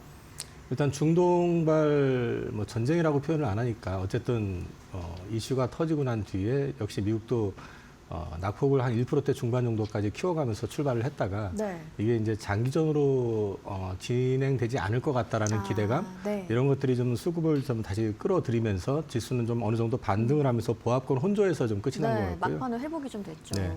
근데 사실은 이제 중동전 발발하게 되면 센트적인 영향이 크지 미국 같은 경우는 중동 쪽에서 원유 수입이 거의 없기 때문에 이 부분에 대한 노이즈는 사실 미국은 조금 차별화된 측면은 분명히 있습니다. 네. 그러다 보니까 미국의 이제 에너지주라든지 방산주 뭐 또는 이제 현금이 좀 많은 빅테크 이런 쪽으로 네. 좀 수급이 몰리는 측면이 있었고 반면에 이제 경기 소비재라든지 필수 소비재 쪽 같은 경우는 영향을 아무래도 받을 수밖에 없기 때문에 그쪽은 조금 약세를 보였던 그런 하루였던 것 같습니다.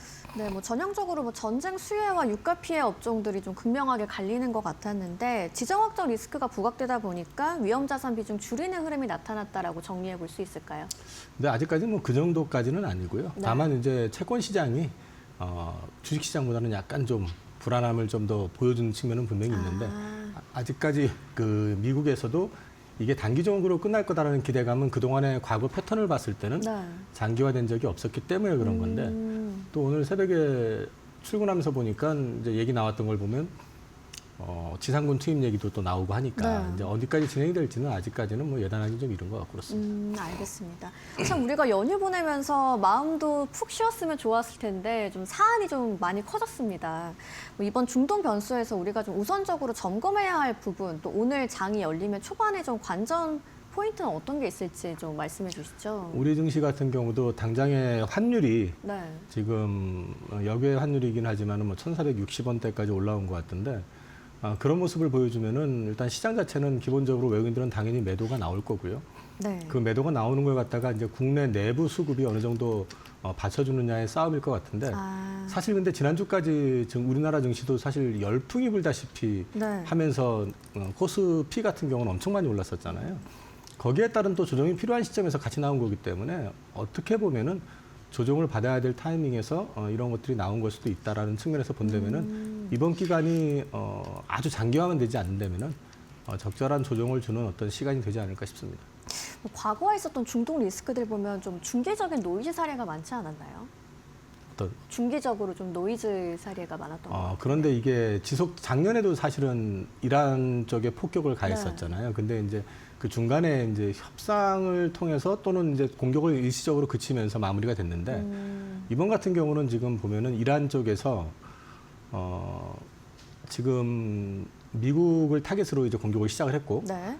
그러다 보니까 미군 기지가 있는 쪽이 주로 또 순위파 지역이거든요. 뭐 사우디라든지 아랍에미리트라든지 이렇게 되면은 그 소위 이슬람교 내에서도 시아파, 순위파 간에 또 격돌이 되는 어떤 양상이 나올 수가 있기 때문에 이렇게 만약에 전쟁 양상이 치닫게 되면은 네. 지금 내부적으로 이란 내부를 보면은 이번 그 하메네이의 그 사망에 대해서 일반 국민은 되게 좋아한다라는 얘기들 나오는데 네.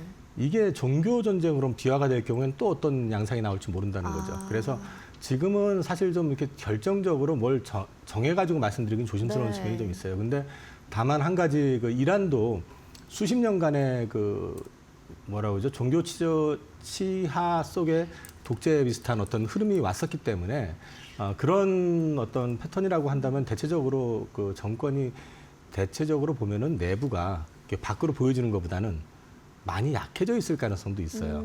그래서 이제 이런 부분들이 앞으로 어떻게 변수로 작용할지는 지켜볼 필요가 있다.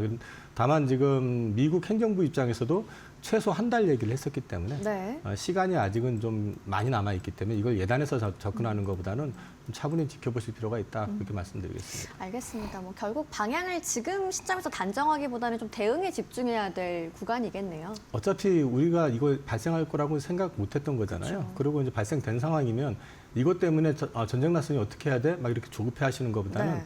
우리 증시 자체가 이미 과열권에 들어서 있는 상태였었고 조정이 필요한 시점이 있었다는 것도 생각을 해보시고 오히려 이게 조정의 빌미가 돼준다 그러면은 이건 거꾸로 이게 정말 뭐 그 옛날 아프가니스탄 전쟁처럼 끌려 들어가는 그런 흐름만 아니라면은 어떻게 되면 매수의 기회가 될 수도 있는 시점이니까 너무 갖고 있는 입장에서 네. 급하게 파실 필요 없고 거꾸로 네. 가지고 사고 싶은 입장이라고 그러면 조금 차분해지실 필요도 있다. 그런 측면에서 말씀드리는 겁니다. 알겠습니다. 앞서서 외국인 이야기 잠깐 해주셨는데 지금 외국인 매도가 좀 굉장히 누적이 되는 상황이잖아요. 이번 사태가 추가적인 매도로 이어질 가능성도 좀 보고 계실까요? 일단 팔고 있는 상황이니까 네. 계속 팔겠죠. 계속 팔 건데 이것 때문에 한국 증시를 더 급하게 팔 건지에 대해서는 네. 저는 좀 의문인 게 우리나라 증시 지금 올라온 것들의 상당 부분이 어디에 집중되어 있냐면 반도체에 집중되어 그렇죠. 있잖아요. 그럼 반도체 이익에 대한 부분이 이걸로 인해서 훼손이 될 수 있겠느냐를 생각해 볼 필요가 있고요. 그다음에 또 우리 증시 자체가 많이 올라 있는 거에 대한 부담 때문에 외국인들이 팔아갔다고 한다고 해서 네. 이것 때문에 기회로 더 팔아야겠다 이런 생각을 하는 것보다는 저는 당분간은 매도가 나올 수 있는데 그 패턴이 그렇게 과하지는 않을 것 같다. 네, 지금 패턴 정도 수준 아닐까 싶습니다. 알겠습니다. 뭐 정리를 해보면 구조적인 이탈이라기보다는 뭐 차익 실현을 하는 흐름에 가깝다고 볼 수 네네. 있을까요? 알겠습니다. 환율 움직임도 좀 함께 체크를 해봐야 될 변수일까요? 환율 일단 뭐 여기 환율이 무섭게 튀기는 했는데 네. 저는 이제 워낙 강세 기조가 계속 나올 거라고 말씀을 드려왔는데 네. 이런 그림들 때문에 돌발적으로 발생한 거기 때문에 단기적으로는 환율이 불안할 수밖에 없다고 생각은 하는데요. 중기적으로 봤을 때 역시 이것도 이게 확전이 된다든지 아니면 좀 지구전 형식으로 돼가지고 문제가 커지지만 않으면 어느 정도 선에서는 좀 상단은 제한되지 않을까 싶습니다. 알겠습니다. 그리고 또 중동 리스크가 커지면 저희가 또 자연스럽게 얘기할 수밖에 없는 게 뭐 정유라든지 방산, 금 이런 자산들인데 쏠림 현상이 좀 나타날 수가 있을 것 같습니다. 이 흐름은 어떻게 바라봐야 할까요? 금은 이미 역대 신고가를 계속 갱신해 오고 있잖아요. 네. 인플레 해치 수단이기도 하고 여러 가지 변수에서 금에 대한 부분들은 계속해서 가치가 뭐 유지가 될 가능성이 높고요. 네. 방산 같은 경우도 이제 제가 계속 말씀드렸었던 내용이기는 한데 트럼프 시대가 도래하고 난 다음에 가장 큰 불확실성은 미국이 우리를 지켜줄 거야라는 확신을 못 갖게 된다는 겁니다. 그렇죠. 그렇기 때문에 방산 수요는 꾸준할 수밖에 없습니다. 오늘 이제 이 이슈 때문에 당연히 우리나라에서도 방산주가 움직일 거라고는 보는데 단지 그것 때문에 방산주를 봐야 될 건 아닌 것 같고요. 네. 중기적인 그림에서는 방산주는 지속적으로 관심을 가져보시는 게 좋은데 오늘 만약에 급등한다고 해서 따라가시는 것보다는 그건 하루 이틀 정도 지켜보신 뒤에 좀 눌릴 때 관심을 가지시는 게 좋을 것 같고요. 그게 아니면은 방산주는 장기적인 포트에서는 어쨌든 가져가시는 게 좋다. 그 정도 말씀드리겠습니다. 알겠습니다. 뭐 업종별로 좀 차별화가 일어나는 게 유가 흐름이 안정되지 않다면 더 커질 가능성도 있을까요? 일단 유가가 이제 불안정하기 시작하면 그게 네. 물가를 자극할 수 있겠죠. 네, 일단은. 근데 물가를 자극할 수 있는데 이것도 사실은 지금 섣불리 예단하기는 좀 어려운 측면이 분명히 있어요. 뭐 지금 당장에 이제 그 석유 시설 파괴되고 유가 올라가고 그러면 정유주라든지 화학주 같은 경우는 또 가격 올라가고 네. 이러면서 이제 긍정적인 효과 나올 거다라고 기대하지만 이게 사실 어느 정도 선에서 멎을지는 아직 모르는 얘기잖아요. 그래서 그런 것들 때문에 단기 급등하는 거를 추격하시는 건 또 조심스러운 측면이 좀 있습니다. 그래서 저는 지금은 너무 급하게 네. 시장을 갖다 판단하시지 말고 좀 차분하게 대응하시는 게 좋겠다. 그런 취지로 말씀드립니다. 알겠습니다. 결국 좀 장기화 여부를 먼저 확인해야 되고 뭐 일부 업종 모멘텀이 가능하긴 하지만 뭐 금은 선반영된 측면도 있다라고 좀 정리해 볼까요? 금은 꾸준할 것 같아요. 저는 선반영 측면을 떠나가지고 네, 네. 지금 계속 글로벌 그 경제 환경을 보면 계속해서 유동성을 푸는 상황이기 때문에 돈의 가치가 계속 떨어지고 있잖아요. 그래서 그만큼 그 금의 가치는 계속해서 올라왔었던 거고요. 네. 또 이런 상황이 나오면 안전자산 선호 현상 때문에 당연히 금에 대한 관심도 있겠지만은 그걸 떠나가지고 금은 어쨌든 현재 각국 정부가 돈을 계속적으로 풀어나간다는 측면에서 놓고 본다면은 여기서 크게 흔들리거나 하지는 않을 것 같거든요. 그래서 뭐 이게 단기 선반영 이런 측면보다는 네. 여태까지도 꾸준히 그런 부분에 있어서 돈의 가치 하락을 갖다 방어해주는 역할을 해왔었다. 그런 측면으로 저는 이해하고 있습니다. 알겠습니다. 뭐 한국에서는 반사이익이 좀 기대되는 업종으로 화학 업종 꼽아볼 수가 있나요? 화학업종 같은 경우는 이제 이것도 약간의 스토리인데요. 네네. 그 이란의 원유를 제일 많이 수입을 해서 썼던 나라가 네. 인도하고 그 다음에 일본, 중국이죠. 네네. 그러면 중국 화학업체들 같은 경우가 이제 원료를 저가의 러시아나 이란으로부터 수입을 해가지고 가공을 해서 파니까 우리가 경쟁이 안 됐었잖아요. 네. 근데 지금 분위기로 봤을 때 베네수엘라도 막았죠. 거기도 저희 중국으로 가는 원인데 그 다음에 이란도 막았죠. 네. 이렇게 될 경우에는 중국이 저가의 원유를 수입하는 창구가 이제 제한이 되잖아요. 그러면 그쪽에서 이제 소위 말해서 제조 원가가 올라가는 그림이 나오면 우리가 마냥 힘들었었던 부분들이 조금 풀리지 않겠느냐라고 기대는 할 수 있을 것 같아요. 그런 의미에서. 네네. 그럼 이 업종 안에서도 좀 선별 전략은 또 필요하겠네요. 저는 근데 화학업종 같은 경우는 업황의 개선 턴어라운드 이거보다는요. 네. 오히려 더 중요하게 보고 있는 거는 이번에 상법 개정이라든지 네네. 그다음에 향후에 이제 진행이 될 게 아마 주가 누르기 방지법이라고 하는 게 있을 거예요. 그래서 네. 그런 것들이 이제 강행이 된다고 했을 경우에 기업의 펀더멘탈이 있고 현금이나 자산 가치를 충분히 가지고 있는 회사 가운데서 소위 말해서 뭐 증여나 상속 이슈 이런 것 때문에 주가를 올릴 필요를 못 느꼈던 그런 회사들이 이제 받는 압력들이 이제 거꾸로 생길 수가 있죠. 네. 그렇게 될 경우에는 그런 회사들이에 대한 소위 말해서 헤지펀드라든지 이런 쪽에 공격이 들어올 수 있습니다. 그러니까 주주 운동 이런 네. 것들. 대표적인 데가 최근에 지금 LG화학 쪽으로 지금 네, 그 네. 펠리세라고 하는 영국 헤지펀드가 지금 들어왔잖아요. 주주 제한 들어오고. 그런 패턴들이 들어올 수 있기 때문에 그런 것들에 관심을 받을 수 있는 회사를 찾아보시는 게 오히려 더 낫지 않을까 싶습니다. 아, 네, 알겠습니다. 참 반대로 또 항공과 여행주 쪽으로는 부담이 좀 불가피해 보입니다. 지금은 이쪽으로는 어떤 접근이 좀 적절할까요? 이게 참 딜레마인데 장기화된다고 그러면은 굉장히 심각한 타격을 받을 텐데 네. 오늘 새벽인가 그림을 보니까 그쪽으로 날아가던 비행기들이 거의 없어졌어요. 이제 네. 아무래도 뭐 무차별적으로 지금 폭격을 하고 있는 상황이니까 그럴 텐데 이런다 그러면 당연히 영향을 받을 거고 주가에는 안 좋은 상황이 나올 수 있는데 이게 장기화되지 않는다라고 판단이 되면 오히려 그거는 기회가 될 수도 있겠죠. 근데 이 부분에 대한 판단을 너무 섣불리 할 상황은 지금 아닌 것 같고 네. 트럼프 행정부도 최소 한 달이라고 했잖아요. 그러면 좀 시간을 가지시고 이 부분에 있어서 진입을 원하신다 그러면 지켜보시면서 정세라든지 이런 것들을 판단해 보시고 어느 정도 마무리 수준이 보인다 할 때쯤 들어가셔도 그렇게 늦지는 않을 것 같습니다. 알겠습니다. 결국 단기 부담이 좀 존재하지만 종식 시점을 단정하기는 이르다 보니까 여러 가지로 좀 조심스러운 입장.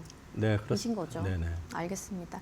자, 우리 증시에 대해서도 또 핵심적으로 얘기를 해볼 건 역시나 반도체인데 이번 변수로 이 흐름이 흔들릴 가능성도 있을지 좀 어떻게 점검을 해봐야 될까요? 우리 증시는 이미 사실 이거 이전부터 외국인들은 집중적으로 반도체 주식을 팔고 있었죠. 근데 지금 재밌는 거는 외국인 투자자들은 열심히 팔아대고 있는데 외국계 증권사에서는 목표 주가를 계속 올리고 있었다는 거죠. 그게 사실 좀 엇박자가 나는 게 왜 저러지라는 생각이 들기도 하는데 네. 이제 두 가지로 생각해 볼 수 있는 게 그들도 지금 저도 사실은 삼성전자 20만 원 넘어간 건 처음 봤잖아요. 옛날에 액면 분할하기 전으로 이제 네. 전에는 몰랐지만 지금 액면 분할 주당 액면가가 100원짜리인 상황에서 20만 원이 넘어간 건 저도 처음 본 거기 때문에 네. 외국인들 입장에서도 단기에 이렇게 초급등한 거는 낯선 거거든요. 네. 작년 이맘때 기준으로 얘기를 하면 거의 4배 가까이가 올라온 겁니다. 그렇기 때문에 당연히 차익 매물이 나올 수밖에 없다. 첫 번째는 그렇게 이해를 하고 네. 있고, 두 번째는 이제 이 부분에 있어가지고 그러면은 그걸 누가 받아주냐면 국내 개인 투자자들이 받아주고 있는데 개인 투자자들의 자금이 일반 그 기존의 주식 시장에 참여했던 자금들도 있겠지만 그보다는 오히려 장기성 투자 자금들, 그러니까 부동산을 팔아서 들어오는 자금들이 꽤 있는 것 같습니다. 네. 그런 자금들의 특징들은 일단 한 번 사면은 쉽게 팔진 않습니다. 왜냐하면 건물주들이 건물 시세 1억 올랐다고 해서 다음 달에 바로 사가지고 바로 다음 달에 바로 팔아버리거나 하진 않잖아요. 네. 긴 시간을 끌고 가시는 분들이기 때문에 그래서 이게 업황에 대한 노이즈만 크게 나타나지 않는다면은 네. 저는 그건 국내 그 개인 투자자들이 상당 부분을 받아내 줄 수 있을 거라고 보고 있기 때문에 하락폭 자체 역시 뭐 심각하지는 않을 것 같고 제한될 것 같습니다. 그 업황에 대한 노이즈를 말씀하셨는데 결국 핵심 변수는 이 AI 버블 여부라고도 볼 수 있을까요? 그렇죠. 지금 버블에 대한 이야기가 제일 심각한 걸 수 있고요. 네. 근데 자꾸 지금 미국 쪽에서 나오는 버블 얘기는 뭐 사모펀드의 어떤 리스크가 부각이 된다든지 또는 엔비디아가 기존 빅테크들이 가지고 있는 현금을 다 그러니까 빨아들이니까 물건을 팔면서 그 기존 빅테크들이 돈이 없으니까 뭐 채권을 찍어내면서까지 이렇게 투자를 하는 게 언제까지 지속이 될 수 있겠느냐라는 이제 우려 이런 것들이 반영이 되고 있는데 전체적으로 봤을 때는 AI 쪽에서 사업을 하는 입장에서 본다면은 네. 주도권을 아직 갖지 못한 상태에서 상대방이 투자를 하는데 나는 투자를 안 할 수는 없습니다. 그래서 지금 현재 당장에 이게 뭐 어느 정도 결정이 난다 이런 측면으로 이해하는 건 아닌 것 같고요. 네. 개인적으로 다만 그것보다는 단기적으로 많이 올랐는데 거기에 따라 가지고 지금 가장 쇼티지가 심각한 데가 최근에 보면 레거시 메모리 쪽이잖아요. 그럼 이 3사들이 이제 증설과 관련된 이슈라든지 또는 가수요가 얼마나 붙었는지에 대한 부분들 이런 것들에 대한 노이즈가 이제 시장에서 어떻게 반영이 되느냐 그런 게 좀 변수가 될 수 있을 것 같은데 현재까지는 27년까지는 크게 문제가 없다라는 시각입니다. 그래서 네. 저는 그걸 근거로 말씀을 드린다 그러면 당장에는 큰 문제가 될 것 같지는 않다. 그래서 조정도 일정 부분 밴드 내에서 제한되지 않을까 싶습니다. 아, 알겠습니다. 자, 과거에 또 중동 전쟁 사례를 보면 증시가 좀 단기 급락 후에 빠르게 회복하는 모습을 보였는데 이제 우리 시장 오늘 개장을 앞두고 있잖아요. 뭐 과거의 흐름을 본다면 이번에도 좀 비슷한 시나리오를 기대해 볼 수도 있을까요? 그러니까 과거의 흐름으로 봐서는 사실은 이번 게 큰 문제가 될 것 같지는 않은데 네. 문제는 이제 이번 같은 경우는 사실상 전면전 비슷한 양상으로 들어가는 데다가 트럼프 대통령이 허세를 부리는 건지 모르겠지만 지상군 투입 얘기까지 지금 나오고 있다고 네. 보면은 이게 단기간에 끝날 사안인지에 대해서는 아직까지는 좀 심각하게 신중하게 지금 지켜보실 필요가 있다라는 측면인 거고요. 그 부분에 있어서 지금 성급하게 단기에 끝날 거니까 과거에 그랬으니까 오늘 바로 사서 내일 팔겠다 이거는 잘 모르겠지만 그게 아니라면은 중기적인 투자를 하신다고 그러면은 지금 돌아가는 어떤 흐름을 적어도 며칠 정도는 지켜보시면서 네. 파악한 뒤에 판단을 하셔도 늦지는 않을 것 같습니다. 알겠습니다. 아무래도 누구도 이 상황을 단정하기는 어려운 상황인 것 같습니다. 뭐 결국 지금은 방향을 단정하기보다는 좀 대응에 집중해야 할 구간이라는 점으로 정리해 보겠습니다. 오늘 이영훈 이사님과 이야기 나눴습니다. 좋은 말씀 고맙습니다. 네, 우리 시장 오늘 개장을 앞두고 있고요. 3월의 첫 출근일입니다. 오늘 정월 대보름이고 밤에는 개개월시까지도 볼 수가 있다고 하네요. 시장이 조금 출렁이지만 좀 보름달이 다시 차오르듯이 우리 증시에도 환한 흐름을 기대해 보겠습니다. 저희는 내일 이 시간 더 알찬 정보로 다시 찾아오겠습니다. 시청해주신 여러분 고맙습니다.